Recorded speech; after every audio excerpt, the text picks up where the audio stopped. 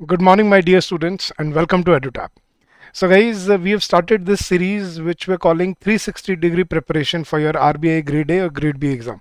Now, I know you might have the dilemma कि sir इस साल RBI का notification आए भी गया नहीं आएगा और आएगा तो एक ग्रेड ए का आएगा ग्रेड बी का आएगा guys that's not your concern ऐसा तो नहीं है कि आरबीआई हायर करना बंद कर देगा चाहे वो ग्रेड ए के लेवल पे हायर करे चाहे ग्रेड बी के लेवल पे हायर करे हायरिंग ज़रूर होगी राइट तो आपको उस चीज़ की टेंशन लेने की ज़रूरत नहीं है आपका काम है प्रिपरेशन को अपना फुल ऑन कंप्लीट रखना और इस सीरीज़ में हम बिल्कुल फ्री ऑफ कॉस्ट आपको सारा कंपोनेंट हर सब्जेक्ट का कवर कराने वाले हैं चाहे वो क्वांटिटेटिव एप्टीट्यूड हो चाहे वो इंग्लिश हो चाहे वो रीजनिंग एबिलिटी हो तो ये सीरीज से ज़रूर जुड़िएगा और डेली आपको हर रोज़ 8 बजे सुबह आपको एक रिकॉर्डेड फॉर्म में ये लेक्चर मिलेंगे आप इनको अपनी मर्जी से देख सकते हो but do make sure that you use them for your preparation क्योंकि इसमें हम आपको बहुत डिटेल में जाके हर कंपोनेंट को डिस्कस करने वाले हैं तो आज अपना फर्स्ट लेक्चर है फॉर इंग्लिश लैंग्वेज और आप इसी तरह से हर ट्यूसडे और हर फ्राइडे को आपको आपका इंग्लिश का लेक्चर मिलेगा राइट सिमिलरली जैसे मंडे और थर्सडे को क्वांट्स का मिलेगा और वेडनेसडे और सैटरडे को आपको रीजनिंग का लेक्चर मिलेगा तो 6 डेज अ वीक आपको पूरी एक कंप्लीट एक 360 डिग्री प्रिपरेशन मिल रही है और एक 1.5 महीने के अंदर just in 45 days you will be able to complete each and every component of your of this preparation. So I hope this will help you in your long run. So don't forget to like the session. That is the least you can do for all the efforts that we are putting in for you. And if you need, you can also share it with your peers or colleagues or your near and dear ones. So शुरू करते हैं guys. The language will be bilingual. I'll try to cater to students from all walks of life. तो मैं इसको कोशिश करूंगा थोड़ा सा एक्सप्लेनेशन में हिंदी इंग्लिश मिक्स रखूंगा but the content will always be in English ठीक है तो this is the first lecture and today we will be covering two very important components of the cornerstones of English language जिसको हम बोलते हैं parts of speech and structure of sentences ये बिल्कुल basic से शुरू होता है तो चलिए गाइस शुरू करते हैं अपना आज का lecture but before we go any further let me also show you कि आप हमारे गोल्ड कोर्स से कैसे जुड़ सकते हैं गाइज ये हमारा कंप्लीट वन स्टॉप सोल्यूशन है जिसमें आपको सिर्फ फेज़ 1 नहीं फेज़ 1 प्लस फेज़ 2 उसके साथ साथ इंटरव्यू की प्रिपरेशन भी कराई जाती है along with all that you have your mock test full length test sectional test preparation for both phase 1 and phase 2 general awareness everything तो आपको करना क्या है गाइज आपको सिर्फ अपने ब्राउज़र पे जाना है और अपने ब्राउज़र पे जाके ऊपर आपने बस लिख देना है edutap.co.in ठीक है edutap.co.in and you will land on our home page अब इसी में आपको ऊपर कोर्सेज में यहाँ पे सारे कॉलम दिख रहे हैं exam courses PYQs current affairs तो कोर्सेज में आप नीचे आएंगे आप जैसे ही अपने आरबीआई ग्रेड बी के कोर्स पे क्लिक करते हैं तो you will see our courses that are available to you तो सबसे पहले आपके लिए टेस्ट सीरीज़ है ये बाद में काम आती है जब आपकी एग्जाम की प्रिपरेशन पूरी हो जाती है फिर हमारा सिल्वर कोर्स है जिसमें सिर्फ फेज़ 2 प्लस इंटरव्यू की प्रिपरेशन है ये उन स्टूडेंट्स के लिए जो पहले फेज़ 1 की तैयारी कर चुके हैं या जिनको लगता है कि हमें फेज़ 1 में प्रॉब्लम नहीं आती I think will be able to manage phase 1 और ये है हमारा गोल्ड कोर्स गाइस जिसमें हमको phase 1 plus phase 2 plus interview तीनों की प्रिपरेशन कराई जाती है तो इसमें आपको live classes concept notes summary sheets mock test interview sessions and beyond everything beyond that is available to you so we are offering a flat 70% off on this course right now and you can get benefited from it the coupon code is capital edutap तो आप यहाँ पे जाके अब और भी if you want to see more के क्या deliverables आप यहाँ पे वो भी जान सकते हैं और if you want to purchase you can just click on buy now and use this coupon code ठीक है so these are our courses for RBI grade B for this year चलिए guys तो coming back to the session शुरू करते हैं guys तो सबसे पहले let me start from the very basics of of the language सबसे पहले गाइज आपको एक चीज़ समझना है कि इंग्लिश जब आप प्रिपेयर करते हो तो we can not conceptualize English as a subject समझना एक चीज़ कि इंग्लिश सब्जेक्ट नहीं है गाइज इंग्लिश एक लैंग्वेज है ठीक है और लैंग्वेज को सीखना सिर्फ ऐसा नहीं होता कि 15 चैप्टर पढ़ लिए या ये इतने 100 रूल कर लिए तो आपकी इंग्लिश मतलब ठीक हो जाएगी it doesn't work this way English is built up on concepts ठीक है और इसे concepts plus there are multiple things that come into play but all things will come together and that will improve your language तो English के basically 3 components हैं guys जो हमने यहाँ पे कवर करने हैं number 1 is your grammatical part grammar part जो आपका फाउंडेशन है आपकी इंग्लिश लैंग्वेज का सेकेंड इज योर वोकेबुलरी जिसमें आपको वर्ड्स की अंडरस्टैंडिंग सिनोनिम्स एंटोनिम्स ये पता होना चाहिए and third is your comprehension skills अब comprehension includes your reading comprehension cloze test parajumbles, rearrangement. So these are the three components that are asked to you in the exam. So these are the broad verticals that we need to understand, that we need to prepare for this exam. Now we will start from the first vertical, grammar. Then we will move towards your comprehension, and slowly and gradually we will build up our vocabulary. Vocabulary के तो इतने detailed session नहीं कर पाएंगे हम, because time उतना नहीं extensive होता, बट हाँ ग्रामर और कॉम्प्रिहेंशन ये दोनों कंपोनेंट हम यहाँ पे डिटेल में कवर करने वाले हैं. ना why do we begin from grammar? Because अगर आप एक, जैसे अगर हम एक पेड़ की बात करते हैं, तो let me put it in simple terms, तो जो फाउंडेशन है, जो ज़मीन के नीचे है, जहाँ से आपको सारा कॉन्फिडेंस मिलता है, वो होगी आपकी ग्रामर, जो आपको कॉन्फिडेंस देगी आपकी लैंग्वेज के अंदर. वो फिर बिल्डअप होके और एक पेड़ की तरह निकलेगा.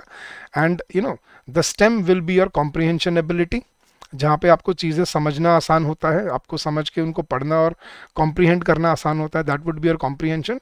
And the branches and the leaves will be called your vocabulary. The better your, the wider your branches, the more branches you have, the more leaves you have on the branches, the better will be your vocabulary, and everything will come into play. So you can understand it in this way. Okay? This is like, this is like budding a new tree here. So you start from the, you start from the seed, the underground part, which is grammar. Then you nurture it by by giving it water, and in this case by reading something on a daily basis, which buds out and improves your comprehension. And later on, when you see the real growth, you will see your vocabulary growing and developing along with it. So this is how we are going to complete it in this way. So please pardon me for my drawing, but I hope you understand what I'm trying to convey here. So we'll start from the very basic foundation of the language, which is grammar. अब grammar guys हमने बचपन से पढ़ी है, हमें बहुत साल, I think school level में हमें सिखाई भी गई होगी बहुत बार, राइट? जैसे कि अगर हम बात करें फोर्थ क्लास में ग्रामर शुरू हो जाते हैं, और आई थिंक 10th क्लास तक तो आपके एग्जाम में भी आती है, राइट? बट उस ग्रामर में आपको कितना याद है, वो कितना यूज़ करते हो आप अपनी डेली लाइफ में? कभी आप इंग्लिश बोलते हुए सोचते हो, मतलब उसका टेक्निकल पार्ट सोचते हो कभी आप, कि ये एडजेक्टिव है, ये प्रपोजिशन है, ये कंजंक्शन है, ये नाउन है, ये वर्ब है, ये क्लॉज है, क्या है? अगर आप वो टेक्निकलिटी नहीं जानते, तो फिर आप जो इंग्लिश यूज़ कर रहे हो वो आपने कैसे सीखी है? Only on the basis of your day to day life usages, जो आपने इधर पढ़ लिया, किसी से सुन लिया, right? So that is the mode of learning that we have come across. But now we need to build it up from the very scratch. तो बिल्कुल फाउंडेशनल लेवल से हमें इसको शुरू करना है आप. तो we will start from the foundation. अब फाउंडेशन क्यों ज़रूरी है गाइज?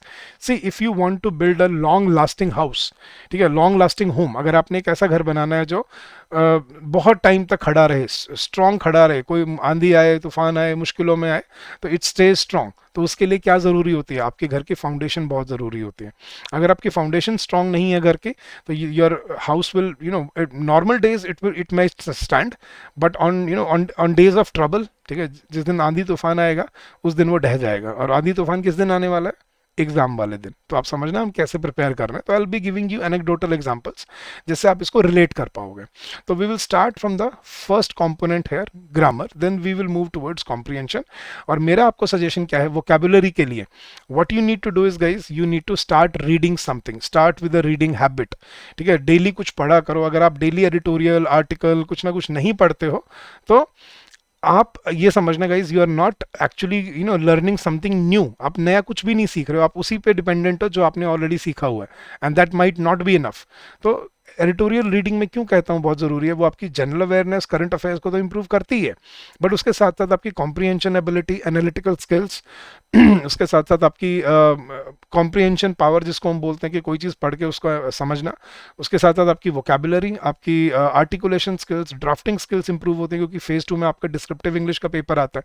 अब उसके लिए जो इंग्लिश आपको सीखनी है वो कहाँ से आएगी?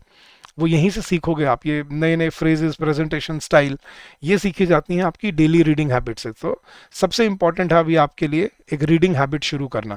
अगर आप आज से भी रीडिंग हैबिट शुरू करते हो guys, you have ample time to improve your language. ये मत सोचना कि सर अभी शुरू करके क्या फ़र्क पड़ जाएगा. नहीं, you will see a lot of difference within 30 to 40 days. तो आप लेकिन लगातार करके देखो, you will build up a habit and it will help you in your preparation. और मैं तो हमेशा ही क्या बोलता हूँ हमेशा अपने स्टूडेंट्स को, कि एक फॉर्मूला याद रखो, कोई भी आपने कॉम्पिटेटिव एग्जाम क्लियर करना है, फर्स्ट डिजर्व देन डिजायर, ठीक है? पहले अपने आप को डिजर्विंग बनाओ. और डिजर्विंग बनाने के लिए गाइस आपको क्या समझना है, कि अगर यार आपको यही नहीं पता आपके आसपास हो क्या रहा है, ठीक है, क्या है आरबीआई की फंक्शनिंग, क्या है इकोनॉमी की हालत, क्या है जीडीपी रेशो, क्या है पर कैपिटा इनकम, अगर आपको ये चीज़ें बेसिक नहीं पता और क्या इनमें चेंजेस आते हैं डेली बेसिस पे, क्या इसमें फंक्शन करता है आरबीआई, तो do you think it is, I mean do you think you deserve to be in that chair? अगर आपके मन में आ रहा है सर बात तो ठीक कह रहे हो आपके, if the answer is no, कि सर जब तक हमें ये सब चीज़ें नहीं पता, ऑर्गेनिकली नहीं पता, तो I don't think we deserve to be in that chair, we deserve to serve the country on that scale. ठीक है, अब ये समझना है आपको, तो अपने आप को डिजर्विंग बनाओ, और डिजर्विंग बनाने के लिए आपको अपने आसपास जो है वो पढ़ना पड़ता है। इस सक्सेस का कोई शॉर्टकट नहीं होता। ये बच्चा एक बार गलती करके सीख जाएगा, एक बार पेपर दे के सीख जाएगा, या तो वो गिव अप कर देगा कि यार मेरे तो बस की नहीं है, मैं तो कर ही नहीं पाऊंगा, पेपर बहुत मुश्किल है, 10 एक्सक्यूज दे देगा, या फिर जो बच्चा समझदार होगा वो सीखेगा और समझेगा कि हाँ यार, I think I need to work harder in this, मुझे और डेप्थ में जाना पड़ेगा और समझना पड़ेगा। और सबके लिए English is a user interface. Guys समझना एक चीज, इंग्लिश मैंने जैसे बोला ना, English is not a subject for phase 1 और फेज 2। आप कोई भी सब्जेक्ट पढ़ोगे, चाहे फाइनेंस है, मैनेजमेंट है, इकोनॉमिक एंड सोशल इश्यूज है, करंट अफेयर्स है, कौन सी लैंग्वेज में पढ़ोगे आप? I think the answer is English. तो अगर आपकी इंग्लिश ऑर्गेनिकली अच्छी नहीं है, do you think you will be able to comprehend each and every aspect of what you are reading? नहीं, जब तक आपको हर चीज प्रॉपरली समझ नहीं आती, you will not grasp the underlying meaning there, कि क्या कहना चाह रहा है वहां पे जो लिखी हुई है बात उसके अंदर। तो ये चीजें हैं जो आपको अब पकड़नी है, और इसके साथ आपको अपनी प्रिपरेशन को बिल्डअप करना है। Now let's come to the point where we are learning, where we are going to start with our preparation here. Now let's talk about the grammar part. ठीक है, अब ग्रामर हमने बहुत साल पढ़ी है, बचपन से गई, बार बार पढ़ी है, स्कूल में एग्जाम में भी आई है, लेकिन हमें याद कुछ भी नहीं रहता उसमें से। रीजन बीइंग, क्योंकि डेली लाइफ में कोई ग्रामर को आपको टेस्ट नहीं करता, राइट, और उनको इतना फोकस भी नहीं किया जाता। लेकिन अब इन कॉम्पिटिटिव एग्जाम्स में किया जाएगा। यहाँ पे क्वेश्चंस पूछे जाएंगे, एरर डिटेक्शन के क्वेश्चन पूछे जाते हैं, सेंटेंस इंप्रूवमेंट के क्वेश्चन पूछे जाते हैं, और इसके साथ साथ ग्रामर तो यार वो चीज़ है जो आपको कोई भी सेंटेंस, चाहे आपका वोकेबुलरी का ही क्वेश्चन क्यों ना हो, फिल इन द ब्लैंक्स का क्वेश्चन क्यों ना है, लेकिन वो सेंटेंस तो पढ़ना ही पड़ेगा ना जिसमें फिल इन द ब्लैंक है, उसको तो आपको असेस करना पड़ेगा, उसमें तो देखना पड़ेगा। तो to actually know what grammar is all about, we are going to teach you here कि आपको कैसे, how can you control your language. अब तक आप जो लैंग्वेज आपने सीखी है ना, वो कहीं से एक्सटर्नल फैक्टर से सीखी है, लेकिन अब आप सीखोगे इंटरनल फैक्टर से, कि मुझे भी ग्रामर और इंग्लिश आती है, और I can you know differentiate between right and wrong, के this is right, this is wrong, ये गलत है और गलत है तो क्यों गलत है। ये नहीं कि सिर्फ गलत सुनने में लग रहा है सर, उसके पीछे का रीजन नहीं पता तो यूल नेवर बी श्योर। ठीक है, तो ग्रामर शुरू करते हैं गाइज आज अपनी। तो we will be covering grammar in this session today, and I'll also teach you parts of speech as well as structure of sentences। ठीक है, तो शुरू करते हैं गाइस। तो मैं आई एम नॉट जजिंग, तो मैं मान के चलता हूँ बिल्कुल बेसिक से शुरू करते हैं हम इंग्लिश को ना, बिल्कुल बिल्कुल बिल्डिंग ब्लॉक से, बिल्कुल स्क्रैच से शुरू करते हैं।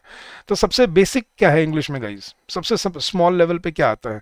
ठीक है, अब ABCD तो नहीं पढ़ेंगे, अब ABCD से तो ऊपर आ जाते हैं। सबसे सिंपल लेवल में क्या आता है? Words, right. जैसे मतलब apple, bat, cat, rat, right. अब ये वर्ड्स आते हैं। अब कितने वर्ड्स हैं इंग्लिश लैंग्वेज में? There are lakhs and lakhs of words, 3.5-4 lakh word है। तो इफ यू एक्सपेक्ट कि आप सारे वर्ड याद कर लोगे, that is not humanly possible. भाई कंप्यूटर नहीं है, मशीन नहीं है कि फीड करना है बस, राइट। तो you need to use those words to retain them, right. तो वो यूजेज आपको सीखना है, and you need to start controlling them. अब क्वेश्चन ये उठता है कि यार 3.5-4 लाख वर्ड्स हैं इंग्लिश लैंग्वेज में, तो अब कैसे सीखें आप इतने सारे वर्ड्स को सर? क्वेश्चन तो, बात तो वैलिड है कि इतने सारे वर्ड्स को याद करना पॉसिबल है? No, it's not. तो फिर कैसे सीखें इतने सारे words? How do we retain and how do we grow our in depth understanding of the language? तो उसके लिए आपको अपनी फाउंडेशन स्ट्रांग बनानी है, और वो फाउंडेशन कैसे स्ट्रांग बनानी है अब आपको समझाता हूँ। देखना गाइस, जब इंग्लिश लैंग्वेज बनी, हर लैंग्वेज का अपना एक ग्रामर होता है गाइस। हिंदी का भी ग्रामर है जिसको हम व्याकरण बोलते हैं, इंग्लिश का ग्रामर है, हर लैंग्वेज का ग्रामर होता है। वो बेसिक गाइडलाइंस होती हैं बेसिकली उस लैंग्वेज को यूज करने की। वो गाइडलाइंस हमें सिखाई तो गई, बट किस तरह से सिखाई गई स्कूल में? रटने के हिसाब से, कि रटा दिया जाए ताकि बच्चा रट के याद रख ले। लेकिन हर चीज रटने से याद नहीं रहती है इस लाइफ में। तो you need to understand them practically. तो आज आपको ना एक कहानी सुनाता हूँ गाइस, मतलब it's just a anecdotal story, एक कहानी जो मैंने बनाई हुई है अपनी तरफ से, just to make things easy for you. तो यार कहानी सुन के अगर आप पूरी ग्रामर सीख सकते हो, अगला आधे घंटे में मैं आपको पूरी ग्रामर सिखाऊंगा गाइस, गारंटी है, जिंदगी में कभी नहीं भूलोगे। लेकिन आपको फोकस करना है और अपने ध्यान रखना है, पार्टिसिपेट करना है। ठीक है, और आपको कैसा लगा ये सेशन, इस वीडियो के कमेंट सेक्शन में जरूर बताना। डू लेट मी नो कि आपको अच्छा लगा, बोरिंग लगा, मैं कुछ इसमें बेटर कर सकता था। तो your inputs are always welcome, and your feedback is obviously cherished by us. तो शुरू करते हैं गाइस। तो अब क्वेश्चन क्या है इसके, इंग्लिश लैंग्वेज में लाखों वर्ड्स हैं, तो उनको कैसे सीखा जाए, कैसे याद रखा जाए। अब जब इंग्लिश लैंग्वेज बनी तो उनको ये चीज़ पता थी जिन्होंने लैंग्वेज बनाई कि यार बहुत सारे वर्ड्स हैं और भी बहुत सारे वर्ड्स जुड़ने वाले हैं विद टाइम इसके अंदर। तो हम कैसे डिसाइड करें कि मतलब कैसे हम डिफाइन करें अपनी लैंग्वेज की बाउंड्रीज को, और कैसे लोगों को हम कन्विंस करें कि आप ये लैंग्वेज बड़े आराम से सीख सकते हो। तो उन्होंने एक बड़ा स्मार्ट एक काम किया, देखना क्या किया उन्होंने। क्या था, जो इंग्लिश लैंग्वेज में जितने भी वर्ड्स थे ना, उनको ग्रामर के अंडर क्या किया, सेग्रीगेट करना शुरू कर दिया। सेग्रीगेट करने का मतलब क्या है, जो एक जैसे वर्ड थे उनको एक कैटेगरी में डाल दिया, जो दूसरे एक जैसे वर्ड थे उनको दूसरी कैटेगरी में डाल दिया, जो तीसरे वर्ड थे उनको तीसरी कैटेगरी में डाल दिया, ऐसे ही फोर्थ जो एक जैसे वर्ड थे उनको फोर्थ कैटेगरी में डाल दिया, फिफ्थ कैटेगरी में डाल दिया, सिक्स्थ कैटेगरी में डाल दिया, सेवन्थ कैटेगरी में डाल दिया, और लास्ट उन्होंने क्या किया, एट्थ कैटेगरी में डाल दिया। तो उन्होंने क्या किया गाइस, बेसिकली इंग्लिश लैंग्वेज में जितने भी वर्ड्स थे ना, उन्होंने उनको 8 कैटेगरीज में सेग्रीगेट कर दिया। ठीक है, ताकि अब आज के बाद कोई अगर इंसान इंग्लिश लैंग्वेज सीखना चाहे तो उसको पूरी लैंग्वेज मतलब पूरी डिक्शनरी रटने की जरूरत नहीं है। अगर आप सिर्फ ये 8 कैटेगरी सीख जाओगे तो आप पूरी लैंग्वेज की फंक्शनिंग सीख जाओगे। उनका पर्सपेक्टिव ये था। तो उन्होंने क्या किया, इंग्लिश लैंग्वेज में जितने भी वर्ड्स थे उनको उन्होंने 8 कैटेगरीज में डिवाइड कर दिया, सेग्रीगेट कर दिया। और अब क्या कहा कि अगर आपको इंग्लिश लैंग्वेज सीखनी है ना, तो ये 8 कैटेगरी सीख लो, आप पूरी लैंग्वेज को सीख जाओगे, और उसके बाद जितना आप लैंग्वेज को पढ़ोगे उतना ही आप इसको ग्रास्प करते रहोगे, उतना ही आपकी ये कमांड जो है लैंग्वेज पे वो बेटर होती रहेगी। तो उन्होंने, अब समझ लो क्या करें, इंग्लिश डिक्शनरी में जितने भी वर्ड्स हैं, समझने का सिंपल टर्म्स में समझा रहा हूँ, इंग्लिश डिक्शनरी में जितने भी वर्ड्स हैं वो इन 8 कैटेगरीज में डिवाइडेड रहते हैं। मतलब वो इन 8 कैटेगरीज में से किसी ना किसी एक कैटेगरी में जरूर आते हैं। समझना, इन 8 कैटेगरीज के अलावा और कोई मतलब कोई भी ऐसा वर्ड नहीं है जो इन 8 कैटेगरी से बाहर रह सकता है। तो अगर आपको ये 8 कैटेगरी समझ आ गई, आप हर वर्ड को कंट्रोल कर पाओगे इसके साथ। अब यही 8 कैटेगरीज, क्या सर हमें 8 कैटेगरीज नहीं पढ़ाई गई हैं आज तक? ये पढ़ाई गई हैं, बट मैंने जैसे बोला ना, बचपन में आपको रटाने के लिए जो चीजें सिखाई जाती थी उस पर्सपेक्टिव में पढ़ाई है। लेकिन अब हम सीखेंगे इनको प्रैक्टिकल पर्सपेक्टिव में, कि जहां से हम प्रैक्टिकली इनको याद रख पाएं। और अब मैं भी रटाने की कोशिश नहीं करूंगा, I try to make it simple and easy for you to retain.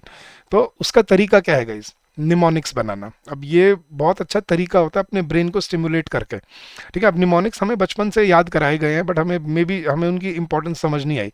मैं आपको एग्जाम्पल देता हूँ, ट्रिग्नोमेट्री याद है? स्कूल में हम ट्रिग्नोमेट्री पढ़ते थे। ट्रिग्नोमेट्री में sine theta, cos theta, tangent theta आता था। उसके फॉर्मूला कैसे याद रखते थे आप?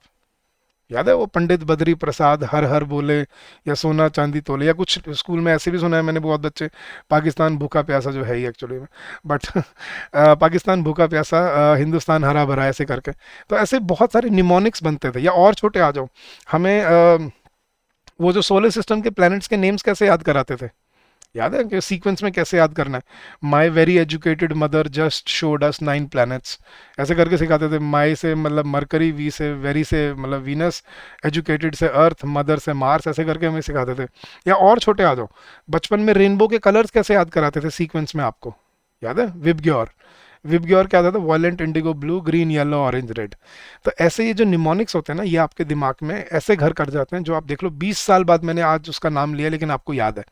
तो ये फंक्शन, ये रोल होता है निमोनिक्स का। मतलब एक ऐसा शॉर्टकट दे दिया कि बच्चा उसको जिंदगी भर याद रख पाए। तो आज कुछ ऐसा ही शॉर्टकट आपको देता हूँ जिससे आप पूरी जिंदगी अपनी इंग्लिश लैंग्वेज याद रख पाओगे, और आपको कभी आज के बाद इंग्लिश में डर नहीं लगेगा। तो अगर आपको सच में ये फीलिंग आए कि हाँ सर, आपने बहुत बड़ी वो अपने जो दिमाग में मतलब जो डिलेमा था, जो प्रॉब्लम थी, वो आपने दूर कर दी आज, तो प्लीज़ वीडियो को लाइक कीजिएगा और एक कमेंट ज़रूर कीजिएगा, बताइएगा कि आपको कैसा लगा। यहाँ पे मैं थोड़ा सा टाइम ज़रूर ले रहा हूँ, I am just trying to break the ice with you. तो ये मत समझना कि बहुत बच्चे करने लग जाते हैं, पहली 5 मिनट तो वेस्ट हैं, पहले 10 मिनट में तो सर बकवास कर रहे हैं। ठीक है, this time is to lure you in and to to build up that understanding कि अब now you trust me a little, कि हाँ यार सर जो कुछ कह रहे हैं वो उसका काम, उसमें कुछ काम की बात होगी, राइट? तो उस तरह से आपको पढ़ाता हूँ। तो शुरू करते हैं गाइज अपने आज का अंडरस्टैंडिंग कि पूरी इंग्लिश लैंग्वेज के हम जितने भी वर्ड्स हैं हम उनको कैसे याद रख सकते हैं। तो आज एक कहानी सुनाता हूँ आपको, और कहानी की हेल्प से आपको मैं पूरी ग्रामर याद करा दूंगा अगले आधे घंटे में, और गारंटी लेता हूँ जिंदगी में कभी नहीं भूलोगे। बस ध्यान से सुनना, अपना फोकस यहाँ रखना, सिर्फ अगला आधा घंटा मांग रहा हूँ आपसे। तो कहानी कुछ ऐसे है गाइज। अब मैंने आपको क्या बताया, इंग्लिश लैंग्वेज में लाखों वर्ड्स हैं, 3.5-4 लाख वर्ड्स हैं, और उन्होंने क्या किया है, इन सभी वर्ड्स को 8 कैटेगरीज में सेग्रीगेट किया हुआ है, और आपको कहा कि ये 8 कैटेगरी सीख लो, आप हर वर्ड को कंट्रोल कर पाओगे। अब ये 8 कैटेगरीज को कैसे सीखा जाए, मैं आपको कहानी से समझाता हूँ गाइस। कहानी कुछ ऐसी है जिससे आप रिलेट भी कर पाओगे, ठीक है। तो कहानी में क्या होता है गाइस, एक बार ना एक क्लास होती है स्कूल में, अपनी जैसे क्लासेस होती है ना, एक कहानी बना रहा हूँ guys, it's a fictitious story, मतलब मनगढ़ंत कहानी है, कोई सिर पैर नहीं है इसका, बट हाँ आपको ग्रामर में बहुत हेल्प करेगी ये चीज़, ये याद रखना। तो कहानी कुछ ऐसे है, एक बार एक एक ना एक क्या बोलते हैं, एक क्लास, मतलब स्कूल में ना एक क्लास होती है, उस क्लास मतलब इंग्लिश की क्लास होती है, ठीक है। अब उसमें बहुत सारे बच्चे पढ़ते थे, ठीक है। अब अब बच्चों का क्या होता है, अब कहानी सुनना गई और इसको इन्वॉल्व होना, इसमें जुड़ना है इसके साथ। अब क्लास है, अब ये बच्चे देखो, बच्चे जब तक छोटे होते हैं ना तब तक तो वो ठीक रहते हैं, मैनेजेबल होते हैं, लेकिन जब वो अपनी अडोलेसेंस में आ जाते हैं तो उनका नेचर एकदम से रेबेलियस और शरारती और मतलब मिस्चीवियस हो जाता है, राइट, कुछ नई शरारत करें। तो ये उसी एज के बच्चे थे, अडोलेसेंस वाले। और अब कहानी सुनना क्या होती है, तो होता क्या है गाइस, एक अब इसी क्लास की बात कर रहा हूँ, अब इस क्लास में टोटल 8 बच्चे पढ़ते थे, अब समझना, ठीक है। ये जो इंग्लिश की क्लास है इसमें टोटल 8 बच्चे पढ़ते थे। अब now let me relate to the what I told you, कि इस क्लास में टोटल 8 बच्चे पढ़ते थे, और ये 8 बच्चे कौन थे, these are 8 categories of English language, जो मैंने अभी आपको बताई ना पीछे यहाँ पे, कि उन्होंने इंग्लिश लैंग्वेज की जितने भी वर्ड्स थे उनको 8 कैटेगरीज में सेग्रीगेट कर दिया।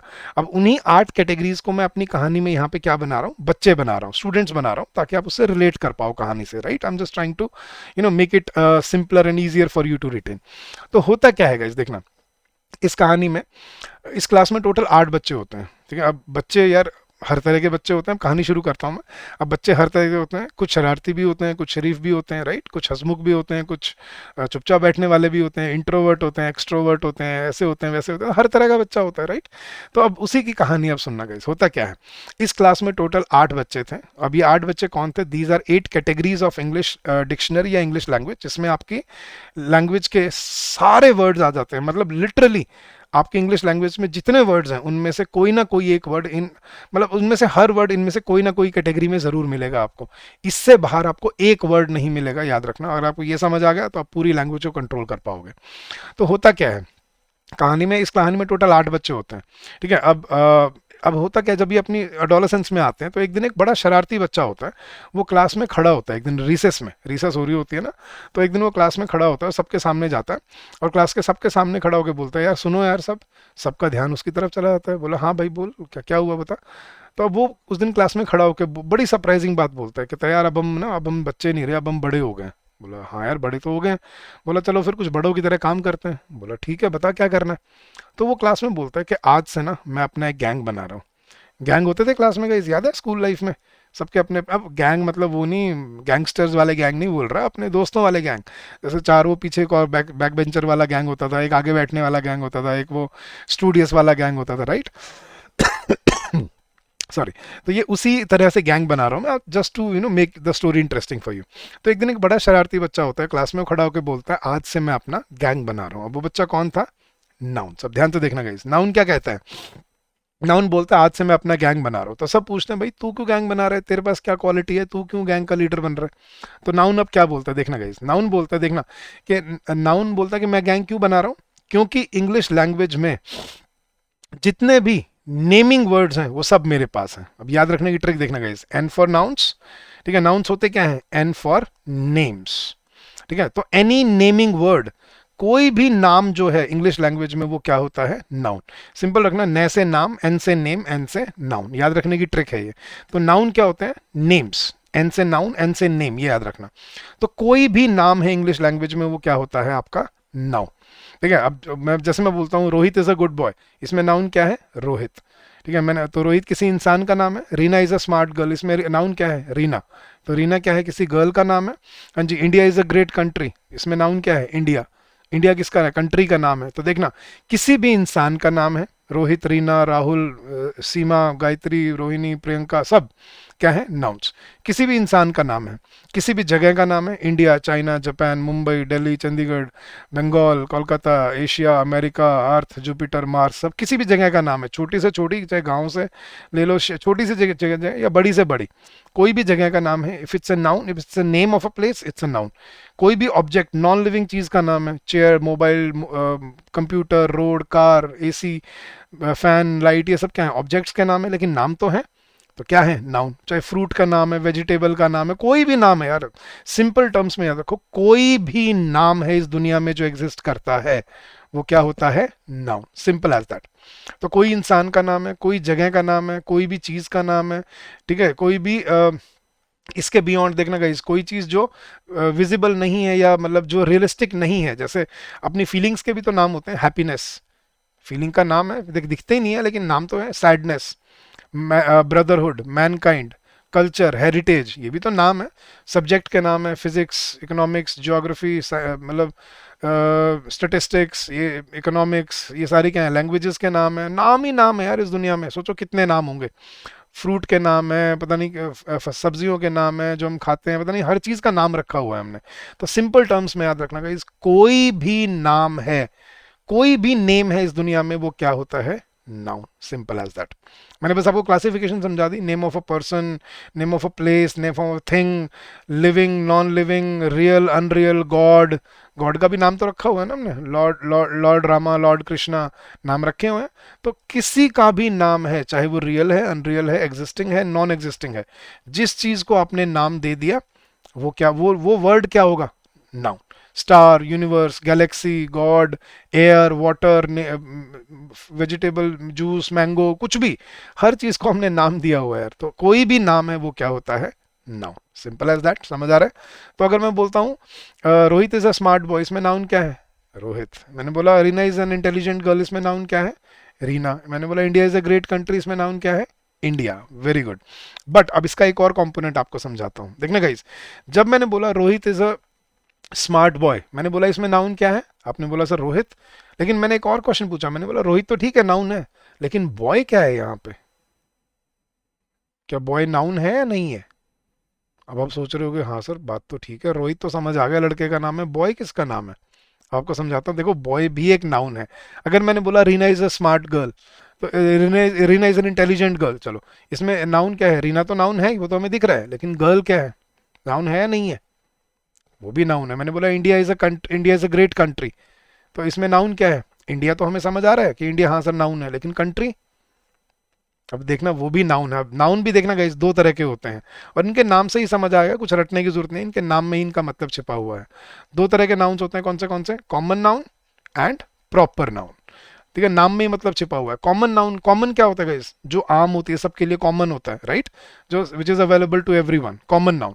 तो कॉमन नाउन क्या होता है? जो सबके लिए कॉमन है, आम है। और प्रॉपर जो किसी एक का है। तो कॉमन नाउन जो सब यूज कर सकते हैं, कॉमन है। और प्रॉपर जो किसी स्पेसिफिक एक का है। अब ये दो कैटेगरीज होती है बेसिकली नाउन की।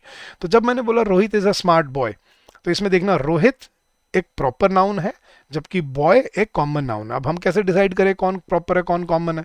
देखना गाइस, अब सिंपल डेफिनेशन है, कोई वर्ड अगर उस कैटेगरी में हर, मतलब उस कैटेगरी का जो जो भी उसका पार्टिसिपेंट है, जो भी उस कैटेगरी में आता है, अगर वो हर उस कैटेगरी का जो एंटिटी है वो यूज कर सकती है, तो वो होता है कॉमन नाउन। मतलब वो नाम जो उस कैटेगरी में हर कोई यूज कर सकता है। लेकिन अगर वो एक ऐसा नाउन है जो किसी एक का पर्टिकुलर है, जो हर कोई यूज नहीं कर सकता, वो होता है प्रॉपर नाउन। देखना, जैसे क्या मैं, अंडरस्टैंडिंग समझना, क्या मैं हर लड़के को रोहित बोल सकता हूँ? आंसर देखना गाइस, अपने मन से पूछना। क्या मैं हर लड़के को रोहित बोल सकता हूँ? नहीं। लेकिन मैं हर लड़के को बॉय बोल सकता हूँ? यस। तो बॉय क्या हुआ? Common noun. रोहित भी बॉय है, राहुल भी बॉय है, रोहन भी बॉय है, ठीक है, सोहन भी बॉय है, ठीक है, सीमा सीमा भी गर्ल है, रीना भी गर्ल है, ठीक है, रानी भी गर्ल है, राइट? तो वो नाम जो सब यूज कर सकते हैं, जैसे बॉय हर लड़का यूज कर सकता है, तो कॉमन नाउन। लेकिन रोहित, राहुल, ये क्या हुए? Proper noun. हाँ जी, क्या मैं हर लड़की को रीना बोल सकता हूँ या सीमा बोल सकता हूँ? नहीं। लेकिन मैं हर लड़की को गर्ल बोल सकता हूँ?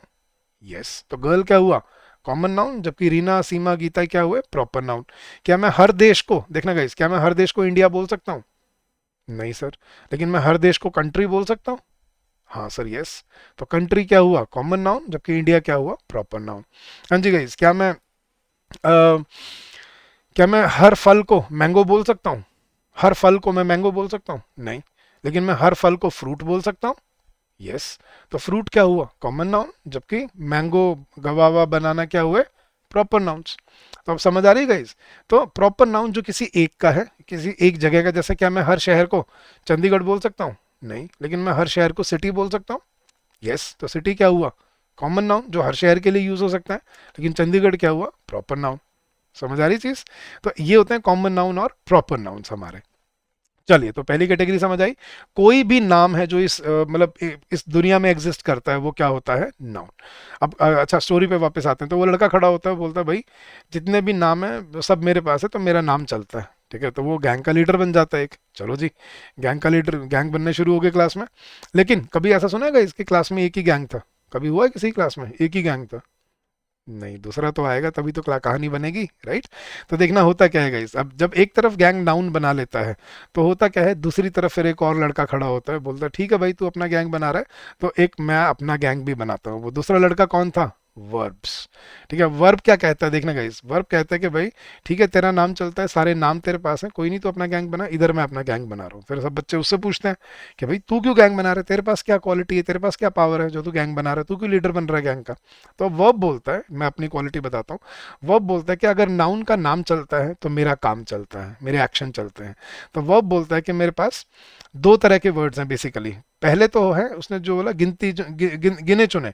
ठीक है, गिनती के 10-12 होते हैं, 10-15 होते हैं, वो कौन से, हेल्पिंग वर्ब्स। तो बोलते हैं कि मेरे पास एक तो हेल्पिंग वर्ब्स हैं सारे, और मेन जो हैं वो है मेरे पास एक्शन वर्ब्स या एक्शन वर्ड्स। ठीक है, अब दोनों को एक्सप्लेन करता हूँ, सुनना गाइस। पहले तो हेल्पिंग वर्ब समझना। हेल्पिंग वर्ब क्या होते हैं, इनको ना वैसे आपकी इंग्लिश लैंग्वेज में हेल्पिंग वर्ब एक ना वैसे ही मतलब नाम है जो रखा गया है। इनका एक्चुअली नाम होता है ऑक्सिलरी वर्ब्स, सेकेंडरी वर्ब्स। ठीक है, अब ये होती कौन सी है गाइस, देखना गिनती की मेरे ख्याल से 10 ही होते हैं जो हम फ्रीक्वेंटली यूज करते हैं। कौन सी, इज, एम, आर, वॉज, वर। ठीक है, has, has, have, had, will और बी। ठीक है, ये हम मेजरली हम यही यूज कर रहे होते हैं, विल, शैल। अब ये थोड़ी बहुत हो जाती हैं, विल का शैल भी हो जाता है, मे भी हो जाता है, कुड भी हो जाता है, कैन भी हो जाता है, वो मॉडल्स है, वो पढ़ेंगे। ठीक है, लेकिन पहले हमें समझना है हेल्पिंग वर्ब्स होती क्या हैं। ये गिनती की जो हम ये जो यूज करते हैं सेंटेंस में। अब बच्चे बोलते हैं, मैंने जब बच्चों से पूछता हूँ ना मैं कि बताओ हेल्पिंग वर्ब क्या होती है, बच्चे की डेफिनेशन क्या होती है पता है? सर वो सेंटेंस को पूरा करने में हेल्प करते हैं, वो वर्ब की हेल्प करते हैं, वो ऐसा सेंटेंस में हेल्प करती हैं जोड़ने में, वो ऐसा कुछ नहीं करती है। इनका काम होता है सेंटेंस का टेंस डिफाइन करना, सेंटेंस का टेंस बताना कि कौन से टेंस में है, पास्ट टेंस में है, प्रेजेंट टेंस में है, या फ्यूचर टेंस में है। जैसे Rohan was playing, Rohan is playing और रोहन विल बी प्लेइंग। तो देखना गाइस, रोहन और प्लेइंग तीनों सेंटेंसेस में कॉमन है, लेकिन किसने टेंस चेंज किया है सेंटेंस का? वॉज ने बताया पास्ट में, इज ने बताया प्रेजेंट में, और विल बी ने बताया फ्यूचर में। तो ये होते हैं आपके हेल्पिंग वर्ब्स, जो क्या बताती हैं, सेंटेंस का टेंस बताती हैं, काल बताती हैं, समय बताती हैं कि किस टाइम से बिलोंग करता है। ये तो गिनती की 8-10 ही होती हैं जो हम डेली यूज करते भी हैं, लेकिन मेन जो होती हैं वर्ब के पास, वो है उसके पास उसके एक्शन वर्ड्स। तो वर्ब क्या बोलता है कि मेरे पास ऑक्सिलरी मतलब हेल्पिंग वर्ब्स तो हैं ही, लेकिन मेरे पास मेन जो है वो कौन सी है, एक्शन वर्ब। मतलब कोई भी वर्ड इस दुनिया में जो आपको कोई एक्शन होता हुआ बताता है, देखना गाइस, कोई भी वर्ड जो आपको कोई एक्शन होता हुआ बताता है, जैसे मैंने बोला रोहित इज प्लेइंग। अब देखना, इसको ब्रेक करते हैं। रोहित क्या हो गया, हमारा नाउन हो गया, राइट, नाउन है, नेम है। इज क्या हो गया, हमारी हेल्पिंग वर्ब हो गई, राइट। लेकिन प्लेइंग क्या था यहाँ पे, प्लेइंग था एक्शन वर्ब, जो एक्शन होता हुआ बता रहा है। तो कोई भी वर्ड इस दुनिया में जो आपको कोई एक्शन होता हुआ बताएगा, उसको हम क्या बोलते हैं, एक्शन वर्ब्स। ठीक है, जैसे मैंने बोला रीना इज ड्राइविंग, रीना क्या हो गया, नाउन, इज क्या हो गया, हेल्पिंग वर्ब, और एक्शन वर्ब क्या हो गया इसमें यहाँ पे, ड्राइविंग। हाँ जी, Rohan was swimming, Rohan noun, was helping verb, लेकिन स्विमिंग क्या हो गया यहाँ पे, action verb. He was she was cooking, ठीक है, कुकिंग में शी क्या हो गया, मतलब चलो रीना वॉज कुकिंग, तो रीना क्या हो गया, नाउन, इज क्या हो गया, हेल्पिंग वर्ब, और कुकिंग क्या हुआ हमारा, एक्शन वर्ब। ठीक है, ही वॉज वर्किंग, ठीक है, तो ही वॉज वर्किंग, या ही वॉज शाउटिंग, तो ही या रोहन वॉज शाउटिंग, रोहन क्या हो गया हमारा, नाउन, वॉज क्या हो गया, हेल्पिंग वर्ब, लेकिन शाउटिंग क्या है हमारा, एक्शन वर्ब। तो समझना, कोई भी वर्ड जो आपको कोई एक्शन होता हुआ बताता है सेंटेंस में, वो क्या होता है आपका एक्शन वर्ब। तो वर्ब क्या बोलता है कि भाई इधर गैंग मैं बना रहा हूँ, ठीक है, मेरे पास क्या है, एक तो हेल्पिंग वर्ब्स हैं जो सेंटेंस में टेंस बताते हैं, और मेन जो है मेरे पास वो है सबसे ज्यादा, वो है मेरे एक्शन वर्ब जो कोई एक्शन होता हुआ बताते हैं। तो अब खिंचातानी शुरू हो जाती है, अब गर्मा गर्मी शुरू हो जाती है क्लास में। क्या क्या गर्मा गर्मी शुरू हो जाती है, देखना गाइस, नाउन बोलता है मेरा नाम चलता है, क्यों, क्योंकि सारे नेम्स, नाउन्स, सब नेमिंग वर्ड्स मेरे पास हैं। और दूसरी तरफ वर्ब बोलता है अच्छा तेरा नाम चलता है तो मेरा काम चलता है, काम तो मैंने करना है, तेरा नाम नाम से क्या होगा, काम तो मुझसे होगा। तो वर्ब बोलता है कि मेरे से काम चलता है, मतलब सारे एक्शन वर्ड्स मेरे पास हैं। अब ये दो गैंग के लीडर बन जाते हैं गाइस। अब होती है कहानी शुरू, देखना अब आएगा मजा, क्योंकि अब गर्मा गर्मी माहौल अब गर्म हो चुका है, देखना। लेकिन गाइस अब दो गैंग बनने के बाद ऐसा तो नहीं होता कि गैंग में एक ही मेंबर है, गैंग बड़ा भी तो करना पड़ेगा, तभी तो गैंग बनेगा, तभी तो। अब देखना क्या होता है गाइस, जब गैंग बड़ा करने की बारी आती है तो देखना होता क्या है। किस्मत से पता चलता है कि नाउन का छोटा भाई, नाउन का एक छोटा भाई भी था जो उसी क्लास में पढ़ता था। अब नाउन का छोटा भाई उसी क्लास में पढ़ता था, तो वो किसके गैंग में जाएगा? ऑब्वियसली बात है, अपने भाई के गैंग में जाएगा, बड़े भाई के साथ रहेगा। तो नाउन का छोटा भाई भी इसी क्लास में पढ़ता था और वो उसका गैंग ज्वाइन कर लेता है। कौन था वो? प्रोनाउंस। अब याद रखने की ट्रिक बता रहा हूँ, देखना गाइस। नाउन से नाउन याद रह जाएगा, नाउन्स और नाउन्स, ऊपर भी नाउन्स है, प्रोनाउंस में भी नाउन्स है, राइट। और प्रो को अलग कर दो, प्रोनाउंस, मतलब इसको याद रखने की ट्रिक क्या है? ब्रदर को हम शॉर्ट में क्या बोल देते हैं गाइस? ब्रो बोल देते हैं, ब्रो। तो bro of noun, pro of noun, याद रखने की ट्रिक दे रहा हूं बस। Bro of noun, pro of noun, pronoun. तो प्रोनाउन क्या होते हैं? नाउन का ब्रदर, ब्रो ऑफ नाउन या प्रो ऑफ नाउन, प्रोनाउन। अब छोटा भाई का काम क्या होता है गाइस? नाम तो चलो याद हो जाएगा कि नाउन का छोटा भाई प्रोनाउन, ठीक है सर याद होगा। लेकिन छोटे भाई का काम क्या होता है वो तो बताओ, अब समझना गाइस। जब भी घर में देखा आपने, बड़ा भाई और छोटा भाई जब भी इकट्ठे होते हैं क्या करते हैं? मम्मी पापा नहीं है, बड़ा भाई क्या बोलेगा? छोटे सुन, मैं थोड़ा घूम के आ रहा हूँ, पीछे से संभाल लियो, कोई दिक्कत आए तो फोन कर दियो मेरे को, है ना। या जब भी मतलब बड़ा भाई छोटा भाई इकट्ठे होते हैं, छोटे भाई को, ओए पानी लाइयो, ओए पॉपकॉर्न लाइयो, ओए ये लेके आइयो। तो बड़ा भाई हमेशा क्या करता है? छोटे भाई को काम पे लगा के रखता है, राइट। सेम काम यहाँ पे है। जब भी किसी सेंटेंस में से देखना गाइस, नाउन को जाना होता है, वो अपनी जगह पे किसको रिप्लेस करा जाता है? अपनी जगह पे किसको लगा जाता है? प्रोनाउन को। अपने काम के बदले किसको लगा देता है? प्रोनाउन को। जैसे अब नाउन अपनी जगह पे प्रोनाउन को कैसे लगाता है, देखना गाइस। मैंने बोला था ना रोहित इज प्लेइंग, देखना इसमें रोहित इज प्लेइंग में सिंपल से शुरू करते हैं guys. Rohit is playing, Rohit क्या है हमारा? नाउन। इज क्या है हमारा? Helping verb. और प्लेइंग क्या है हमारा? Action verb, right. तीनों वर्ड क्लियर हो रहे हैं। अब मुझे रोहित को मान लो सेंटेंस में से जाना है, क्या मैं रोहित की जगह ही लगा सकता हूँ? रोहित की जगह ही इज प्लेइंग, राइट, लगा सकते हैं। तो ही क्या हुआ? एक प्रोनाउन। हाँ जी, रीना इज डांसिंग में रीना की जगह हम क्या लगा सकते हैं? शी लगा सकते हैं। तो शी क्या हुआ? एक प्रोनाउन, जो नाम की जगह पे आता है। तो जो वर्ड नाम को रिप्लेस करके उसकी जगह पे यूज होते हैं सेंटेंस में, उनको हम क्या बोलते हैं? प्रोनाउंस। जैसे हमारे लिए हम क्या लगाते हैं? वी। उनके लिए, ठीक है, दे। ठीक है, सामने वाले के लिए हम क्या बोलते हैं? यू। ठीक है, किसी नॉन लिविंग चीज का हम क्या बोलते हैं? इट। अपने खुद के नाम के लिए हम क्या लगाते हैं? आई। तो I, he, she, you, we, they, it, ये सब क्या होते हैं गाइस? Examples of pronouns. क्या सर इतने ही होते हैं? नहीं, और भी होते हैं। आई का मी भी बनता है, माई भी बनता है, माइन भी बनता है, माई सेल्फ भी बनता है। ऐसे इन सब के बनते हैं, और बहुत और भी हैं बहुत प्रोनाउंस जो हम डिस्कस करेंगे जब हम चैप्टर करेंगे। बट बेसिकली आपको अब कॉन्सेप्ट समझना है कि प्रोनाउन होता क्या है इनहेरेंटली, कि कोई वर्ड जो किसी नाम को रिप्लेस करके उसकी जगह पे आ रहा है, उसको हम क्या बोलते हैं? प्रोनाउन। तो जो वर्ड नाउन को अपने बड़े भाई को रिप्लेस करके उनकी जगह पे यूज हो जाते हैं, उनको हम क्या बोलते हैं? नाउन का छोटा भाई, प्रोनाउन, मतलब वो होते हैं प्रोनाउंस। तो words that replace nouns are called pronouns. चलो जी, उसका गैंग बड़ा हो गया, वो खुश कि भाई उसकी भी हिम्मत बढ़ गई, अब तो दो भाई इकट्ठे हो गए। लेकिन ये देख के वर्ब वर्ब को टेंशन होना लाजमी है। टेंशन किस बात की? कहता है यार उसका तो भाई था, उसको तो भाई मिल गया, मैं कैसे गैंग बड़ा करूं? मेरे पास तो कोई भाई भाई नहीं है।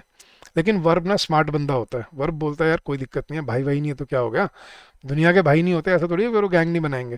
तो वर्ब बड़ा स्मार्ट होता है। वर्ब क्या बोलता है? ठीक है, उसको उसका भाई मिल गया तो मैं एक दोस्त ढूंढ लाता हूँ। तो वर्ब क्या करता है?